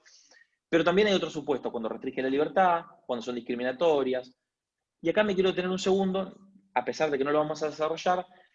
Este paquete de medidas, de políticas de renegociación que ofrece la empresa, también lo hemos compulsado y hemos visto que básicamente podemos establecer que hay 3 o 4 elementos centrales, como categorías generales que ofrecen las empresas para renegociar, pero principalmente quiero quedarme con que estas prácticas de ser abusivas tienen 2 cuestiones particulares. Primero, que tanto se ha hablado de la figura del consumidor expuesto. Bueno, el artículo 1096 posibilita que haya consumidores expuestos a prácticas comerciales abusivas, con lo cual esto nos trae todo un abanico de posibilidades de que sujetos que no son consumidores puedan incidir, regular, y obviamente todos los sujetos legitimados para representar colectivamente a consumidores tienen la posibilidad de controlar cómo se da este proceso de renegociación estandarizado. Y de hecho, sería esperable que así fuere, tanto por asociaciones de consumidores, el Estado, la Fiscalía, el control, digo, del Ministerio Público y también del Defensor del Pueblo. Pero por otro lado, también porque trae a colación que el incumplimiento de las prácticas comerciales abusivas trae como contrapartida la aplicación de los daños punitivos, que es la herramienta que nos hemos cansado de decir que es la llave para poder disuadir verdaderamente conductas que son distorsivas del mercado y que afectan situaciones de consumidores individualizadas, pero que en lo macro tienden a hacer efectos masivos frente al consumidor, en este caso al turista. Este también es un elemento central a la hora de analizar la contratación turística. Me quedan para analizar también que un elemento importante, decir que el contrato turístico es un contrato de consumo y plantear que hay una renegociación estandarizada, me trae automáticamente al artículo 40 de la Ley de Defensa del Consumidor, porque seguramente frente al consumidor hay una serie de actores y de proveedores, ya sea una agencia, sea una empresa, sea un intermediario. ¿Y con quién va a renegociar el consumidor? Bueno, el consumidor va a renegociar con la contraparte, y es la contraparte quien va a tener que, en todo caso, ver cómo desarma ese entramado de contratos. Recién Graciela decía, si el consumidor plantea la frustración de la finalidad, se la planteará a su contraparte y esto va a hacer que caigan todos los contratos conexos, pero no va a tener a cargo el consumidor que tiene que negociar con la aerolínea, con el hospedaje. Eso quedará a cargo de la agencia o el intermediario con el cual el consumidor contrató. Por otro lado también, y con esto voy a ir cerrando porque me imagino que habrá muchas dudas y me gustaría, pasar a ese momento también. Yo recién les decía que la renegociación se hace de manera estandarizada y que podemos decir, bueno, hay categorías o categorías de propuestas por parte de la empresa y cómo controlarla como un todo global. En primer lugar, salió una disposición del Ministerio de Turismo, de Deportes y Turismo, que es la 131 del 2020, está en el apéndice de la obra. Es una resolución muy, muy escueta que establece que en determinado rango temporal, esto es entre el 18 de marzo y fin de marzo, se obligaba solo a las empresas hoteleras por contrataciones a cumplir en ese periodo, es decir, reservas que se tenían que cumplir en ese periodo, al reembolso al consumidor de los contratos. Obviamente, está analizado en el libro, es una resolución de muy poca virtualidad porque el rango de casos es muy escueto, pero sí establece esta idea del reembolso al consumidor frente al caso fortuito o frente a la pandemia, el reembolso. Y esta va a ser una de las primeras propuestas que el proveedor turístico le va a tener que ofrecer al consumidor de manera estandarizada, un reembolso, el reembolso al consumidor de aquello que era parte del contrato. Ahora vamos a hacer antes de cerrar, alguna precisión con respecto al reembolso. La segunda tiene que ver con la extinción del contrato, esto que es la rescisión del contrato. Y acá entendemos que en el contrato de turismo la rescisión siempre va a estar en cabeza del consumidor porque siempre la prestación turística está en interés del consumidor. Obviamente que la empresa tiene interés, pero el interés de ese recorrido turístico, de la rediagramación o de la reprogramación, es del consumidor, por lo tanto, la rescisión también está a cargo del consumidor y entendemos que no puede ser un recurso empleado por la empresa, y acá tenemos otra aplicación distinta del principio de renegociación, porque el principio de renegociación en contrato paritario le da a cualquier parte la posibilidad de rescindir, y en el contrato de consumo pareciera que el que tiene la posibilidad de rescindir es el consumidor y no así la empresa, con lo cual acá hay una segunda diferencia. Y el tercero, más todavía polémico, es la posibilidad de aplicar ese crédito, ese contrato que tiene el consumidor y que no pudo llevar adelante, a emplearlo para otro producto u otro servicio en otro momento, es decir, utilizarlo como un crédito para obtener otro producto o servicio en otro momento. Estas son las tres categorías de renegociación que la mayoría de las empresas, por ejemplo, de transporte terrestre, por ejemplo, de transporte aéreo, de industria hotelera, esto lo salió a ofrecer Booking, Airbnb, TripAdvisor. Estas son un poco la gama de opciones con distintas particularidades. Algo que a mí me interesa marcar con esto, y con esto sí vamos a dar cierre por lo menos a esta parte de los tópicos, es qué herramientas hay para controlar justamente la buena fe de esa oferta estandarizada en la renegociación y la no abusividad. Bueno, en primer lugar, hay un principio en materia del derecho del consumo que está bastante solapado, que está en el artículo 26 de la ley, previsto para lo que tiene que ver con los servicios domiciliarios, servicios públicos domiciliarios al consumo, que se llama el principio de reciprocidad. ¿Y por qué hago referencia en esto? Porque es un principio que establece justamente en una política comercial que la empresa me ofrece un reembolso del dinero, en otra opción que me ofrece rescindir el contrato y en otra utilizar el crédito que tenía para un nuevo contrato, tiene que haber reciprocidad cuando me ofrece devolver el dinero y cuando me ofrece aplicarlo para un crédito para otro contrato. Y esto no suele ocurrir sobre todo en la contratación turística, que tiene por finalidad, todos ustedes seguramente lo saben, todos hemos contratado servicio turístico y en general están pautados con relación a la moneda extranjera, con relación a una divisa, y eso hace que a veces las empresas, cuando me ofrecen reembolsar, me especifican el valor al momento del contrato, me reembolsan el equivalente al momento en el que yo contraté, y cuando me ofrecen recontratar me proponen adicionales, aranceles por cambio de ticket, por modificación de la reserva, y esos aranceles es con respecto a un precio de un nuevo contrato que está en dólares. Esto pareciera ser bastante poco razonable, no es recíproco, y acá sí puede haber una tendencia a ser revisada la política comercial en un todo. No es que vamos a revisar cuando ofrece el reembolso, o cuando ofrece el crédito, o cuando ofrece la rescisión. En realidad, todo ese abanico de posibilidades tiene que tener una lógica y una razonabilidad para que no sea abusivo en un todo.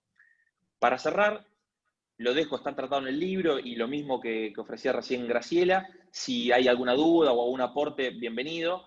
Nos preguntamos, o me preguntaba yo en el tratamiento de la contratación turística, si la obligación, cuando está pautada con relación a un valor de una divisa extranjera, es una obligación de valor o una obligación dineraria. ¿Por qué me pregunto esto? Porque lógicamente los efectos son distintos, y si uno va a aplicar la extinción del contrato, uno va a la disposición del artículo 1080, 1081, 1082, nos dicen que cuando opere la extinción del contrato, las partes se tienen que restituir mutuamente aquello que recibieron, con lo cual el reembolso implica la restitución mutua de lo que hubieran recibido, o del valor de la prestación. Y cuando hablamos de valor, tenemos que ver cuál era el valor de la prestación para devolverlo al momento en el que se opere el reembolso. Y acá, si el valor de la prestación originalmente estaba equilibrado en una X cantidad de moneda extranjera, lo lógico sería que apliquemos ese mismo criterio. Esto va totalmente discutible y va a traer un montón de discusiones al respecto, pero la invitación es a pensarlo de esa manera desde el punto de vista de la propia política que muchas veces la proveedora de turismo ofrece al consumidor. Con esto sí, cierro por ahora, digo, estamos abiertos a consultas y si no quedan nuestros medios de contacto para cualquier intercambio que quieran tener más allá de esta charla. Y bueno, le agradezco y le voy a dar la palabra al doctor Leonel Siliberto, que va a continuar con el tratamiento de los temas que tenemos previsto. Muchas gracias. Hola, ¿qué tal? Muy buenas tardes. Gracias por estar aquí presentes. Adhiero también a los agradecimientos de Celia, Graciela y Luis Ignacio, al Colegio de Abogados de San Martín, al Instituto de Derecho Civil, especialmente también a Adrián Ganino, con quien tenemos el placer de compartir fallos, artículos y todas estas cuestiones que hacen a lo que nos toca vivir, a estos días tan especiales. Y en particular voy a hablar de esta cuestión relativa a gimnasios, clubes y establecimientos similares, no sin dejar de tocar también otros tópicos que tangencialmente tienen cierta relación y que pueden nutrir algunos conceptos que daré en esta breve reseña práctica. Y quiero partir también de lo que decía Celia al principio. Comenzó hablando del deber de renegociación, que fue un poco la piedra fundacional de esta obra, del libro que hemos escrito, porque de esa idea y de esa perla que tiene el Código Civil y Comercial hasta hace poco tiempo inexplorada, surgen muchas soluciones, surgen muchas herramientas, y también es algo que nos permite notar que el análisis del derecho se replica directamente en el ejercicio de la profesión, y que esta cuestión de ir de lo general a lo particular también tiene incidencia en la práctica del derecho, porque justamente es en estas circunstancias anormales que nos toca vivir que tenemos que recordar esas cuestiones principales porque hablamos de principios, del pórtico del código, de cuestiones que fijan una directriz para el análisis de todo el ordenamiento jurídico, no solo del Código Civil y Comercial, sino de toda la normativa. Porque es precisamente en estos momentos donde a veces nos encontramos con que nos faltan esas normas particulares que tan cómodas nos quedan a veces a los abogados cuando tenemos que resolver una cuestión. Sabemos que quienes nos dedicamos a determinadas ramas del derecho, contamos con ciertas soluciones que aparecen en normas que utilizamos, que frecuentamos.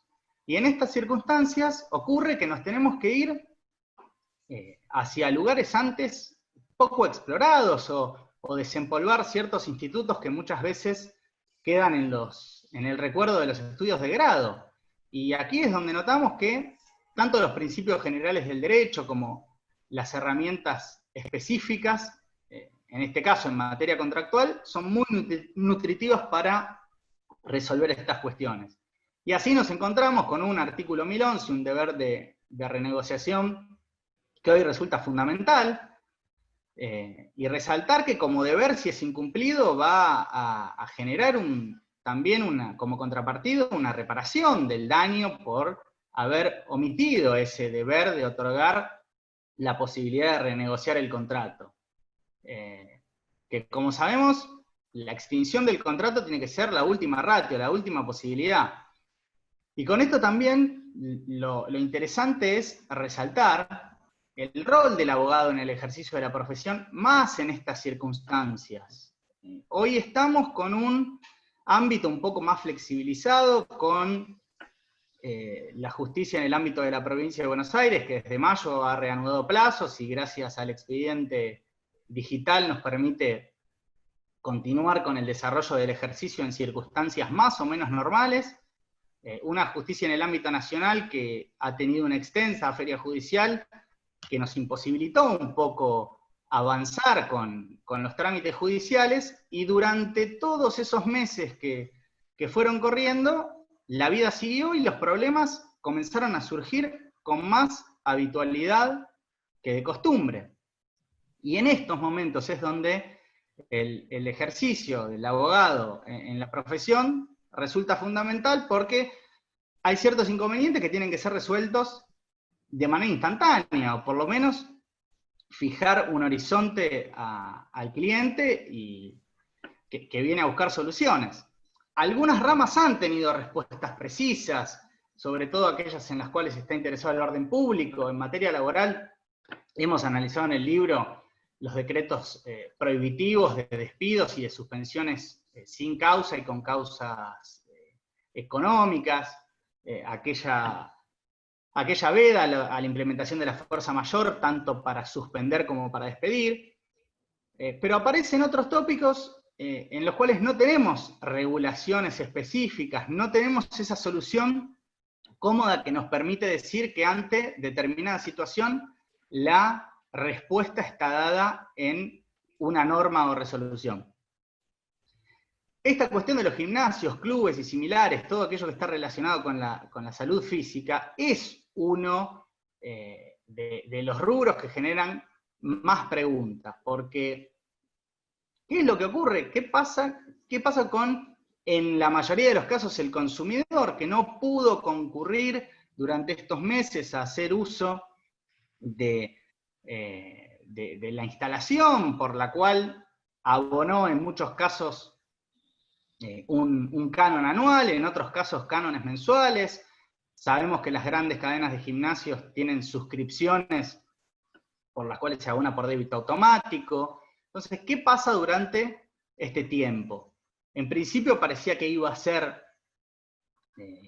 menor la cantidad de tiempo transcurrido, pero hoy ya llevamos medio año con un cocontratante que no puede utilizar esas prestaciones comprometidas por parte del establecimiento. Entonces, ¿cuáles pueden ser las soluciones? Y acá es donde nuevamente importa el repaso de los institutos que tanto Celia, Graciela y Luis han mencionado, estos institutos particulares que existen tanto en el pórtico del código como en el campo obligacional, en relación con la imposibilidad de cumplimiento y la suspensión del cumplimiento, ya sea definitivo o temporaria, que tienen su correlato en el ámbito contractual y también en la responsabilidad civil, en el derecho de daños, que hoy recordemos que se aplica tanto a la órbita contractual como a la extracontractual, porque ambas órbitas en el ámbito civil y comercial tienen tratamiento conjunto porque se han unificado. Y cuando nos hacemos estas preguntas, cuando generalmente el cliente pregunta, ¿tengo que seguir pagando la cuota del gimnasio? ¿Tienen que hacerme algún tipo de bonificación? Yo no estoy pudiendo ir, entonces me ofrecieron que me dan las clases por Zoom, y en ese caso, ¿qué hago? ¿Tengo que pagar el 100% de la cuota? ¿Tengo que pagar menos? Bueno, acá se empezaron a observar distintos tipos de prácticas.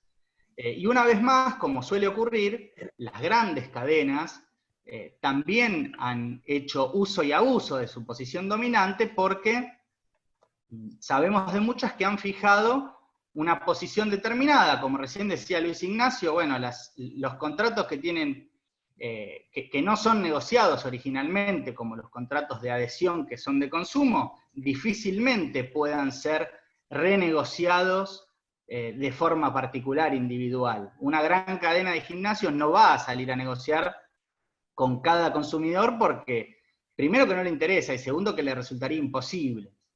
Entonces, advertimos en la práctica que muchas grandes cadenas han dispuesto un porcentaje determinado del pago de la cuota para los consumidores. ¿Y esto qué va a generar? Va a generar muchísimos reclamos de consumidores que dicen, ¿por qué razón yo tengo que abonar un determinado porcentaje de la cuota cuando no puedo ir, no puedo hacer uso de las instalaciones? Y acá nos preguntamos, bueno, ¿hay una equivalencia entre la utilización de los elementos del establecimiento y de todo lo que provee estar en un gimnasio con una clase virtual?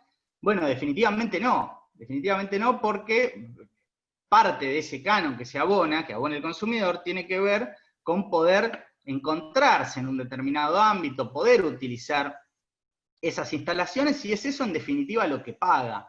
Más aún en aquellos casos en los cuales no se encuentra abonando una prestación por una clase específica de determinada rutina, pongamos por caso. Entonces, ¿por qué el consumidor va a tener que abonar un porcentaje de una cuota cuando la prestación no está siendo cumplida? ¿Y cómo llegamos a estas conclusiones? Porque esto, más allá de tener un sentido común, tiene un sentido jurídico. En esta vuelta hacia el origen de ciertos principios, en estos momentos donde es necesario recurrir a las normas sustanciales, que son las que nos permiten resolver estos problemas en épocas más complejas donde no tenemos una norma a la carta que nos lo permita, tenemos que pensar en todo eso que venimos estudiando desde la facultad, en cómo se conforman los contratos y qué hay detrás o qué hay dentro de los contratos. Cuando hablamos de contratos siempre estamos pensando en obligaciones, que a su vez contienen prestaciones.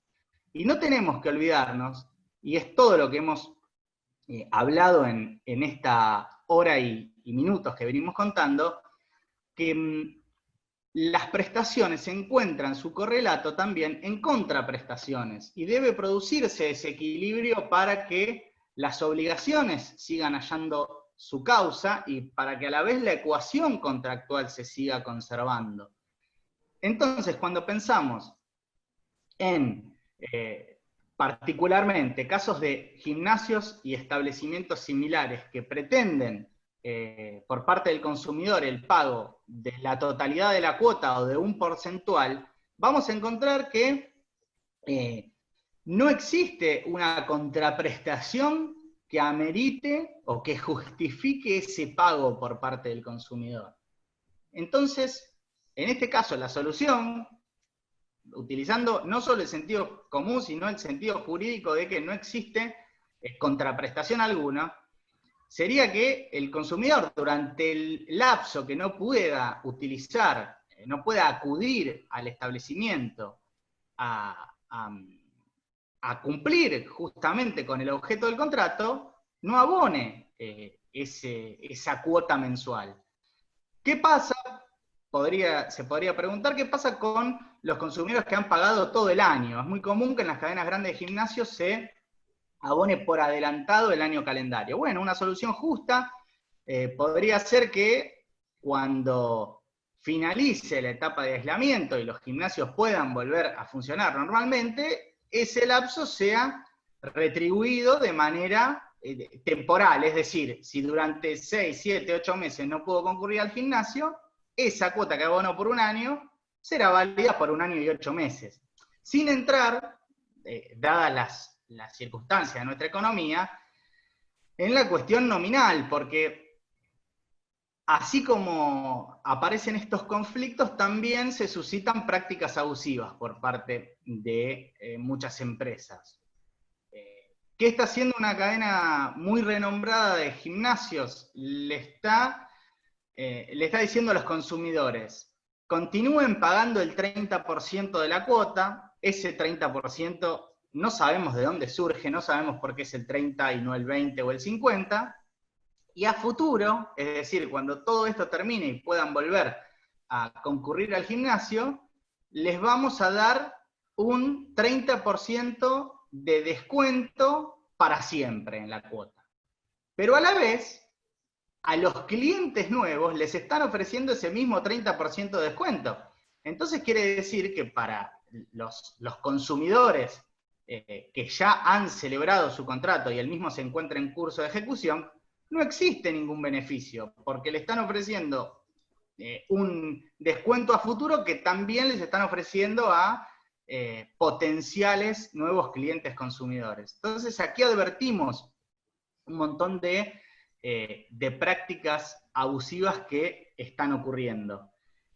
Y la solución, sobre todo en estas cuestiones donde no tenemos la norma a la carta, donde no tenemos, por ejemplo, como en cuestión laboral, el decreto prohibitivo de despidos y suspensiones, o como en materia de turismo que han salido algunas disposiciones, o no tenemos al orden público tan interesado en resolver estas materias, acá es fundamental recurrir y acudir a los principios generales del derecho y la contratación. O sea, hoy hablamos de un código que se encuentra totalmente interconectado. De hecho, Celia ha dicho muchísimas veces, ha escrito muchísimo sobre el principio de confianza, y cuando uno lo ve en el 1067 en el Código Civil y Comercial, lo primero que se pregunta es ¿por qué no está el principio? Hoy la confianza es un principio fundamental en materia de derecho. Fíjense la importancia de la confianza en la contratación en estos momentos donde es fundamental la autocomposición de los conflictos. ¿Cómo se puede resolver un conflicto o bien evitar un conflicto futuro si no existe confianza entre los cocontratantes? Entonces, tenemos no solo esos principios generales que se encuentran en la parte inicial del código, sino también otras grandes perlas como el principio de confianza, como el 1011 en cuanto al deber de renegociación, que en estos momentos toman una importancia particular. Y cabe bien diferenciar, como también mencionaba Graciela antes, que esto no es un tema que se acaba pronto. No nos referimos a las circunstancias del ASPO, sino a las consecuencias de los conflictos contractuales que tienen lugar hoy. Porque va a ocurrir en muchísimos casos, pensemos en lo que estoy tratando particularmente, temas de los gimnasios. Bueno, supongamos que la normalidad vuelve, se puede ir nuevamente a un gimnasio y el consumidor pagó ese 30% durante 6, 7, 8, 10 meses, los que sean. El consumidor va a seguir concurriendo, va a seguir utilizando esa prestación a futuro, pero a su vez va a decir, momento, quiero el reintegro por todos esos meses que aboné ahora que todo volvió a la normalidad, porque esos meses los pagué sin obtener a cambio ninguna contraprestación. Entonces hoy tenemos un cúmulo de conflictos que hoy surgen y ameritan resolución, y a la vez otro gran sinnúmero de conflictos que ocurrirán a futuro, cuando un montón de personas que hoy se encuentran en esa situación recurran a profesionales para lograr readecuar esa ecuación contractual que en su momento se vio debilitada. Por eso es importantísimo resaltar en estos momentos la existencia de estas herramientas que son nucleares, y que hoy, y que en circunstancias difíciles, siempre solemos decir que en las circunstancias difíciles los principios son los que resuelven los problemas jurídicos, porque en circunstancias que son normales aparece la ley, y recurrimos a la ley. En circunstancias normales recurrimos a la ley de contrato de trabajo. Bueno, en circunstancias anormales hay que observar también el decreto 320 que prohíbe los despidos. Y a la vez tenemos que lidiar, como si todo esto fuera poco, con algunas decisiones judiciales que contradicen el espíritu de esas normas de emergencia. Por supuesto que legislar en emergencia es difícil. El decreto que prohíbe los despidos y las suspensiones, y acá quiero tocar brevemente este tema, más allá de que me voy un poquito del tema de los gimnasios, el decreto que prohíbe despidos y suspensiones, por ejemplo, no aclara qué ocurre con aquellos despidos en el periodo de prueba. Y bueno, esto ha generado un dispendio jurisdiccional enorme, y tampoco se ha aclarado en las sucesivas prórrogas del decreto. Y a la vez observamos decisiones, uno de movida pensaría, es raro que exista una decisión judicial que avale un despido en el periodo de prueba cuando los considerandos del decreto que los prohíbe son extensísimos. Y se encargan de dejar bien en claro que lo más importante es la protección de los puestos de trabajo. Bueno, hay decisiones judiciales que dicen que no están incluidos, son minoritarias, pero existen. Entonces hay que lidiar con normas también poco precisas y con decisiones judiciales que son controvertidas. Por ejemplo, y esto para ir cerrando, tenemos una decisión administrativa que salió hace poquitos días, la 1518 de 2020, en el ámbito de la provincia de Buenos Aires, que es la que habilita el ejercicio de ciertos deportes individuales. Uno lee la decisión administrativa completa y en la parte resolutiva no se aclara cuáles son los deportes individuales. Más allá de que en los considerandos se menciona que serán aquellos deportes tales como, y hay una enumeración no taxativa. Pero después en la parte resolutiva y en el protocolo que se incluye como anexo de la decisión administrativa 1518, repito el número, no queda claro cuáles son esas actividades deportivas que se pueden realizar. Y esto puede dar lugar luego a conflictos de índole jurídica, porque uno también se pregunta, bueno, yo que tengo mi gimnasio de barrio, ¿puedo abrir si viene un cliente a la vez, o si son 5 en un lugar espaciado? ¿Eso se considera individual, se considera grupal? Es decir, que las normas que están saliendo en el marco de la emergencia también van a dar lugar a nuevos conflictos, que serán resueltos seguramente a futuro y se agregarán a los que hoy ya tenemos. Así que bueno, con esto de mi parte cierro, porque ya llevamos un largo rato y ahora pasaríamos a las preguntas. Bueno, gracias Lionel por la exposición, a los doctores y las doctoras que también te antecedieron. No sé si se escucha. Ahí se ve. Perfecto. Sí, perfecto. Muy bien. Bueno, hay 2 preguntas, las voy a leer. La doctora María Laura Márquez. Contrato para celebrar fiesta de casamiento, el 28 del 3, con 300 invitados. Le dan una nueva fecha pautada para el 12 del 9. Dice que pagó la mitad de los invitados, el salón y el disjockey. ¿El consumidor puede solicitar la devolución de lo pagado ante la posibilidad de celebrar la misma en las condiciones pactadas? Esa es una pregunta. Si quieren leo la otra y así respondemos. La doctora Rosana Mangielo dice que con respecto a los colegios, las cuotas no hubo ninguna bonificación, y dice que se editan clases mediante Zoom una vez por semana. También me imagino que va en ese sentido. No sé quién quiere responder. Abrimos. Adrián, te hago una consulta. Sí. ¿Hay algunas otras preguntas del mismo tema? Así las organizamos. Mirá, por tema. Son estas 2 por ahora. Ya estamos habilitados a los que quieran preguntar también a viva voz. Habilitamos el micrófono. Por ahora son estas 2. Bueno, dale, Lionel, contestale. Bueno, perfecto. Vamos. Ya está. Justo la primera pregunta, la de la fiesta de casamiento, tiene que ver con, o se relaciona con un fallo que solemos tratar mucho en contratos en la facultad, que es un fallo contra Madero Tango, muy conocido, en el cual se frustra la causa del contrato porque se habían en ese entonces corrido un feriado de un lunes a un jueves. Entonces una pareja que había contratado para un domingo encuentra con que si hacía la fiesta un domingo a la noche, la mayoría de sus invitados no iban a poder concurrir porque ese lunes, que en principio era feriado, había dejado de serlo. Entonces noto cierta similitud con la pregunta.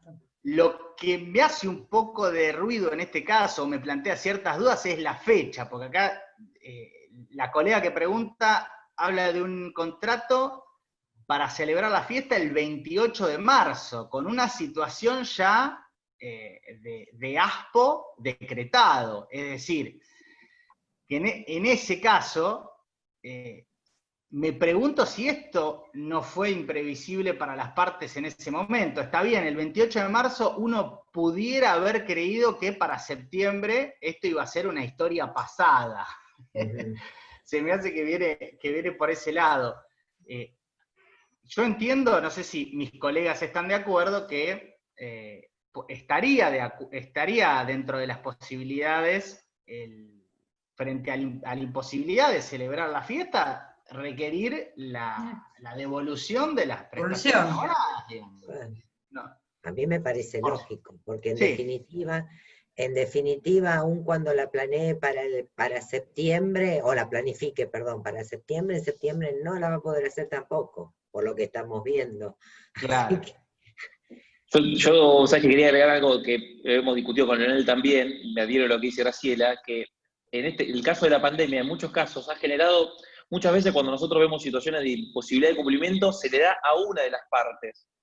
Pero en este caso, Claro. el salón lo va a poder hacer en septiembre porque tampoco lo puede cumplir. No es que una parte dice yo tengo toda disposición para cumplir y la otra ahora no quiere. Acá ninguna de las dos puede cumplir. Entonces aparece lógico que si ya ninguna de las dos puede cumplir, no parece razonable que le obliguen a reformular el contrato para un futuro, que quizás no tenga ninguna relación con la fiesta que iban a celebrar, pensando desde que si es un cumpleaños de alguien mayor, por ahí ya después ni siquiera lo quiera celebrar, o las circunstancias que todos conocemos. O se murió. Y se murió, o el divorcio. Eso es lo que quería decir, que no lo dijo. Claro. Como el de casamiento, que es más afín. Esto de que muchos programaron matrimonio o fiesta de casamientos y quizás después... Ya están separados. Claro. Entonces, me parece que lo más razonable es que tengan la facultad de resolverlo o de disolverlo. Sí. Sí, esto es muy interesante esto de que el legislador, lógicamente, previó la suspensión del cumplimiento, la imposibilidad, la imprevisión, la frustración de la causa, para casos en los cuales hay un imposibilitado de cumplir o un afectado, pero ahora nos encontramos con situaciones en las cuales de ambos polos del contrato existe imposibilidad.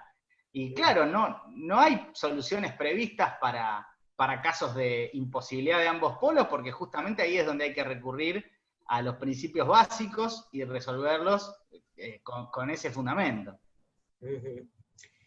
Y la otra pregunta no recuerdo cuál era. Era con respecto a las cuotas de los colegios, que tampoco recibieron ninguna bonificación, y obviamente, bueno, están planteando si correspondería algún tipo de bonificación, porque las clases obviamente son todas por Zoom, y ahí me imagino, en este planteo, hay materiales extracurriculares que algunos establecimientos educativos los cobran igual. Claro. Transporte, traslado, y donde no hay ningún tipo, obviamente, de prestación en ese aspecto. Sí, en eso, Adrián, te adelantaste a la respuesta, porque es justamente ese el principal problema, que vos lo debes estar viviendo en la oficina, me imagino, recibiendo reclamos a diestra y siniestra. Porque... Por eso me imagino que viene por ese lado, sí. Claro, mucha gente te dice, me están cobrando el comedor y el micro, y uno dice, pero ¿cómo si está comiendo en mi casa el nene, no está yendo al colegio? Bueno, eso ocurre y son cuestiones a revisar. Yo entiendo lógicamente que en ese caso sí, si uno tiene el detalle de lo que se abona por la cuota en el establecimiento educativo privado de manera mensual, debería lógicamente, naturalmente, detraer aquellos conceptos que tienen que ver con consumos, con cuestiones de orden de traslados, de alimentos y todo aquello que es plenamente presencial.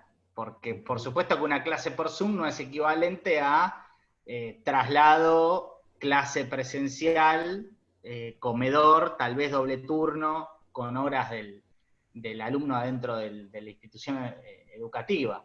Por eso sí, en ese caso, considero que esos conceptos deberían ser detraídos de la cuota.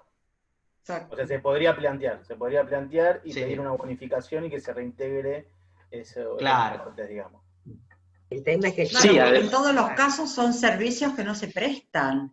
Y por los servicios que no se prestan, bueno, evidentemente acá no hay por qué seguir abonándolo, ¿no? Y en el supuesto de la fiesta, en la imposibilidad de cumplimiento por ambas partes, ahí habrá que devolver el dinero y no se puede obligar a una persona, como decía Luis, a hacer la fiesta dentro, no sé, de un año cuando ya carece de sentido, ¿no? Entonces ahí me parece que la solución es la devolución del dinero sin incurrir en responsabilidad para ambas partes. Perdón que interrumpa, Adrián, iba a agregar una cosa más que adhiero a lo que dice Celia. Si son conceptos de pago que tienen una causa jurídica muy, muy identificada como comedor y demás, yo entiendo que cae la causa jurídica y cae la obligación de pago. Claro. A veces es cierto, como dice Leonel, no se pueden escindir en un pago global, pero el colegio naturalmente debiera hacer obviamente el colegio seguramente tiene que mantener una estructura de enseñanza, un establecimiento pese a que la gente no vaya, y eso está por fuera de discusión, El tema es hasta qué punto es trasladable eso al usuario que, pongo arriba de la mesa de vuelta, es consumidor o no, digo, en función de que recibe un servicio educativo. Bueno, ahí empezamos con las tensiones. Creería yo que se podría pedir, y sobre todo a nivel generalizado, cualquier padre plantear que, no con respecto a él, con respecto a la globalidad, ese arancel, ese adicional, se retire. Claro, porque fíjate vos, exigir el pago del transporte o de la comida, bueno, esas serán prestaciones que lo van a tener que arreglar el colegio con el transportador, con el servicio de comida, ¿no? Digamos que las partes entre sí van a tener que ir arreglando eso, pero no cargarle todo a los padres de los alumnos. Claro. Tal cual. Una pequeña aclaración que me parece que viene acorde a este tema. No nos olvidemos del enriquecimiento sin causa y el pago indebido. Exacto. En el 1796, el Código Civil y Comercial dice que el pago es repetible si, inciso A, la causa del deber no existe o no subsiste, porque no hay obligación válida. Y como en un contrato nos vamos a encontrar con muchísimas obligaciones, si alguna de esas obligaciones no subsiste, esto se vuelve un pago indebido porque no hay obligación válida que amerite o que justifique ese pago. Entonces, se me hace que esto puede ser una buena herramienta para peticionar la devolución de estos conceptos. Acá hay una pregunta más, la doctora Laura Chaer habla sobre los alquileres, ¿no? Estoy tratando de interpretar la pregunta porque dice, durante los meses, bueno, hubo prohibición de trabajar, aguárdame que estoy buscándola, en el caso de las oficinas cerradas con imposibilidad de ir a trabajar y se debe el alquiler. Durante los meses de prohibición de trabajar, bueno, no estoy tratando de interpretar, debe ser lo que interpreto así leyéndolo. Sí. Es bueno, obviamente esto, ¿no? Ante estos meses, ¿qué pasa con el alquiler? ¿Qué puede hacer el afectado, digamos, ¿no? Obviamente me imagino que el propietario debe estar, che, bueno, pagame el alquiler y no tiene la plata. Sí. O sea, es que bien, por ahí no está dentro de lo que se planteó, pero bueno, es una pregunta. Tomo la pregunta, en el libro está tratado. Obviamente las locaciones protegidas son las que son para vivienda, está protegido por la finalidad. Algo mencionábamos en el transcurso de la charla, tenemos que el objeto de el Estado ha elegido proteger determinados vínculos contractuales con normas de emergencia por el bien jurídico que protege, y la vivienda, obviamente, además constitucionalmente protegida, es uno. Con respecto a la locación, ahí está dividida un poco la doctrina, si plantea que hay una imposibilidad o no, y sobre todo viene dado por el 1203 en materia de locaciones, o sea, las locaciones excluidas del decreto 320, habla de la frustración del uso y goce de la cosa, y ahí ver si la afectación de la pandemia afecta a la cosa o al uso, y dependiendo de la postura que se tome, es central. Desde luego que en esos contratos son muy, muy espinosos porque el locador sigue poniendo a disposición la cosa, y es por ahí, por alguna cuestión, esto de ir a trabajar, de que hay una imposibilidad generalizada de poder acceder o circular y demás. Acá hay un punto muy interesante para lo que se hace. Acá la renegociación es clave, y la renegociación no es el locador sobre el locatario o la inversa, es sentarse a charlar de vuelta y ver qué se puede, qué opciones hay, y bueno, lógicamente, por ejemplo, esto Rivera lo plantea, dice, en una oficina donde están alojados los servers supongamos, un estudio jurídico, se sigue haciendo uso. Y a mí me parece un tanto, y es relativo, porque yo digo, y no puedo ir a buscar los servers, es relativo. Y lo mismo está tratado también, imagínense, cuando hay una obligación de restituir el inmueble porque el contrato finalizó o porque una de las partes lo extingue. ¿Cómo lo entrego? ¿Cómo lo desocupo? Esto se ha planteado, y bueno, un poco lo que hablábamos también es lo que la judicatura diga a nivel precedentes, es muy poco lo que hay, y iremos viendo con el correr del tiempo cómo lo van resolviendo. Pero no nos olvidemos del tema de la fuerza mayor, que siempre está rondando este tipo de relaciones. Hay un hecho del príncipe que te impide utilizar la cosa, es decir, vos no podés ir a ese lugar. Entonces, hay una cuestión de quiebre de la responsabilidad ahí en tal caso.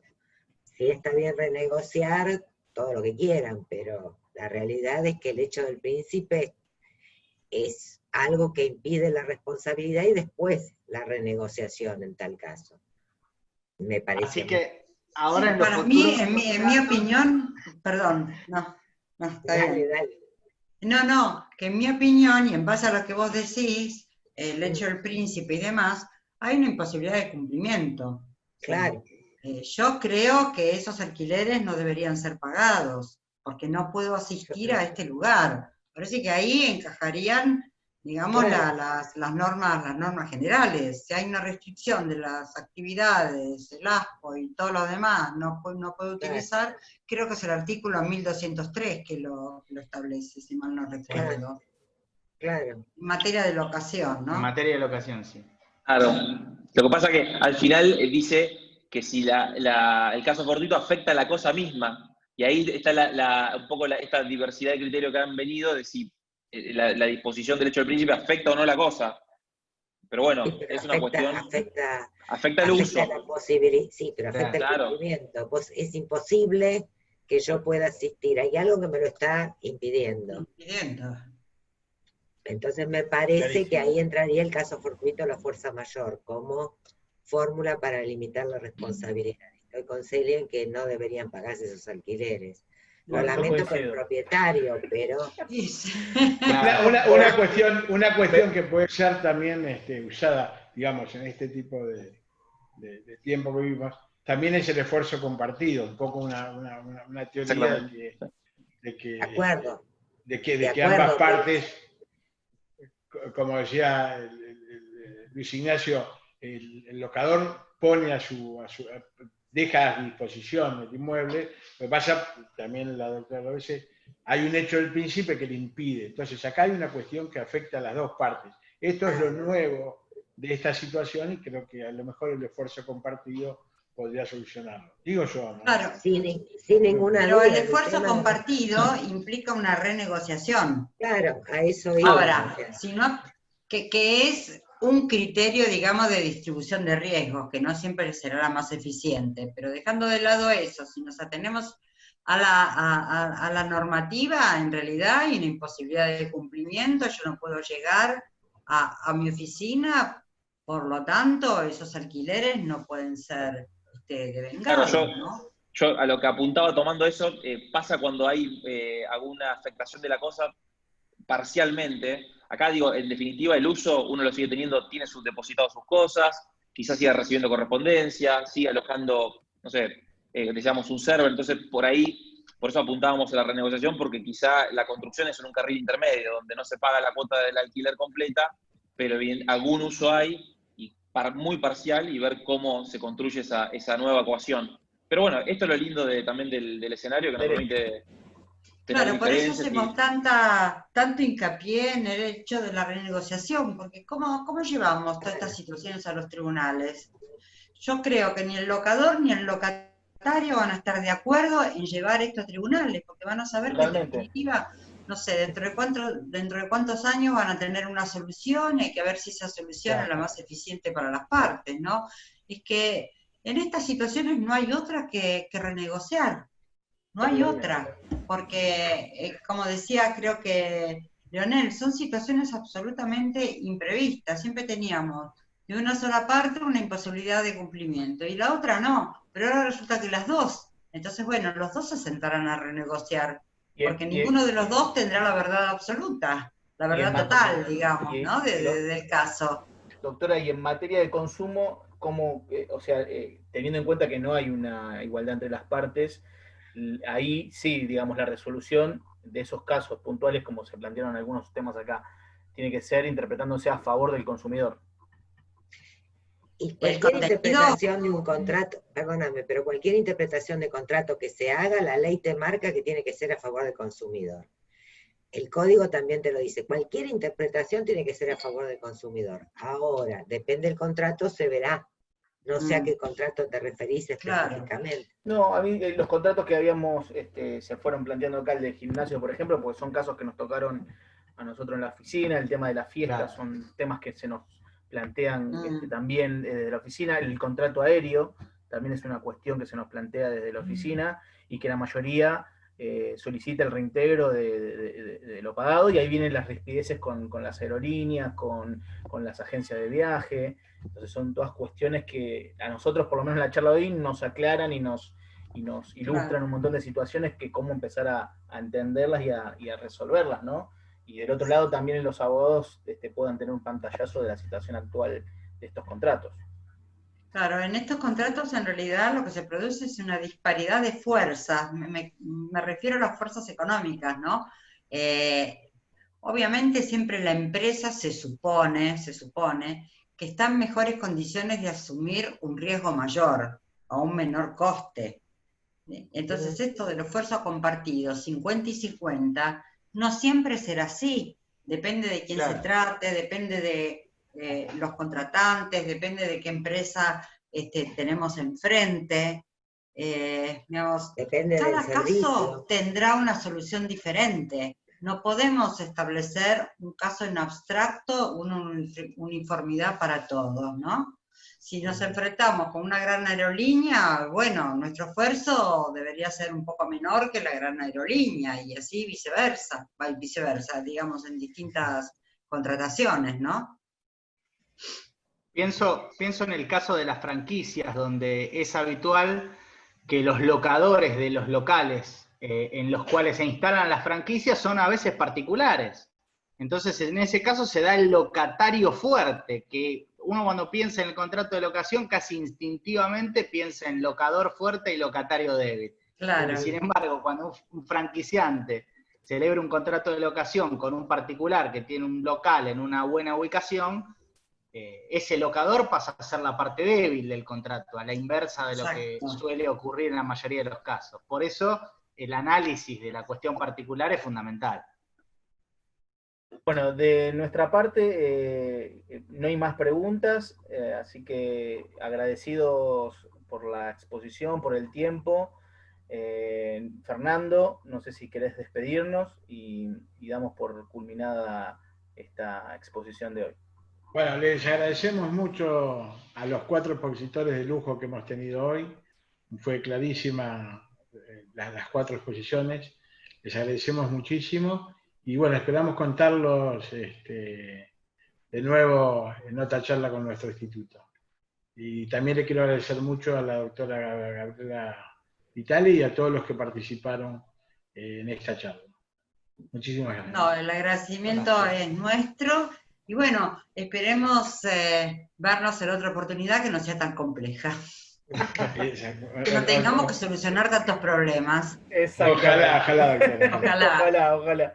Bueno, un abrazo a todos y muchas gracias. Hasta luego. Adiós. Hasta luego.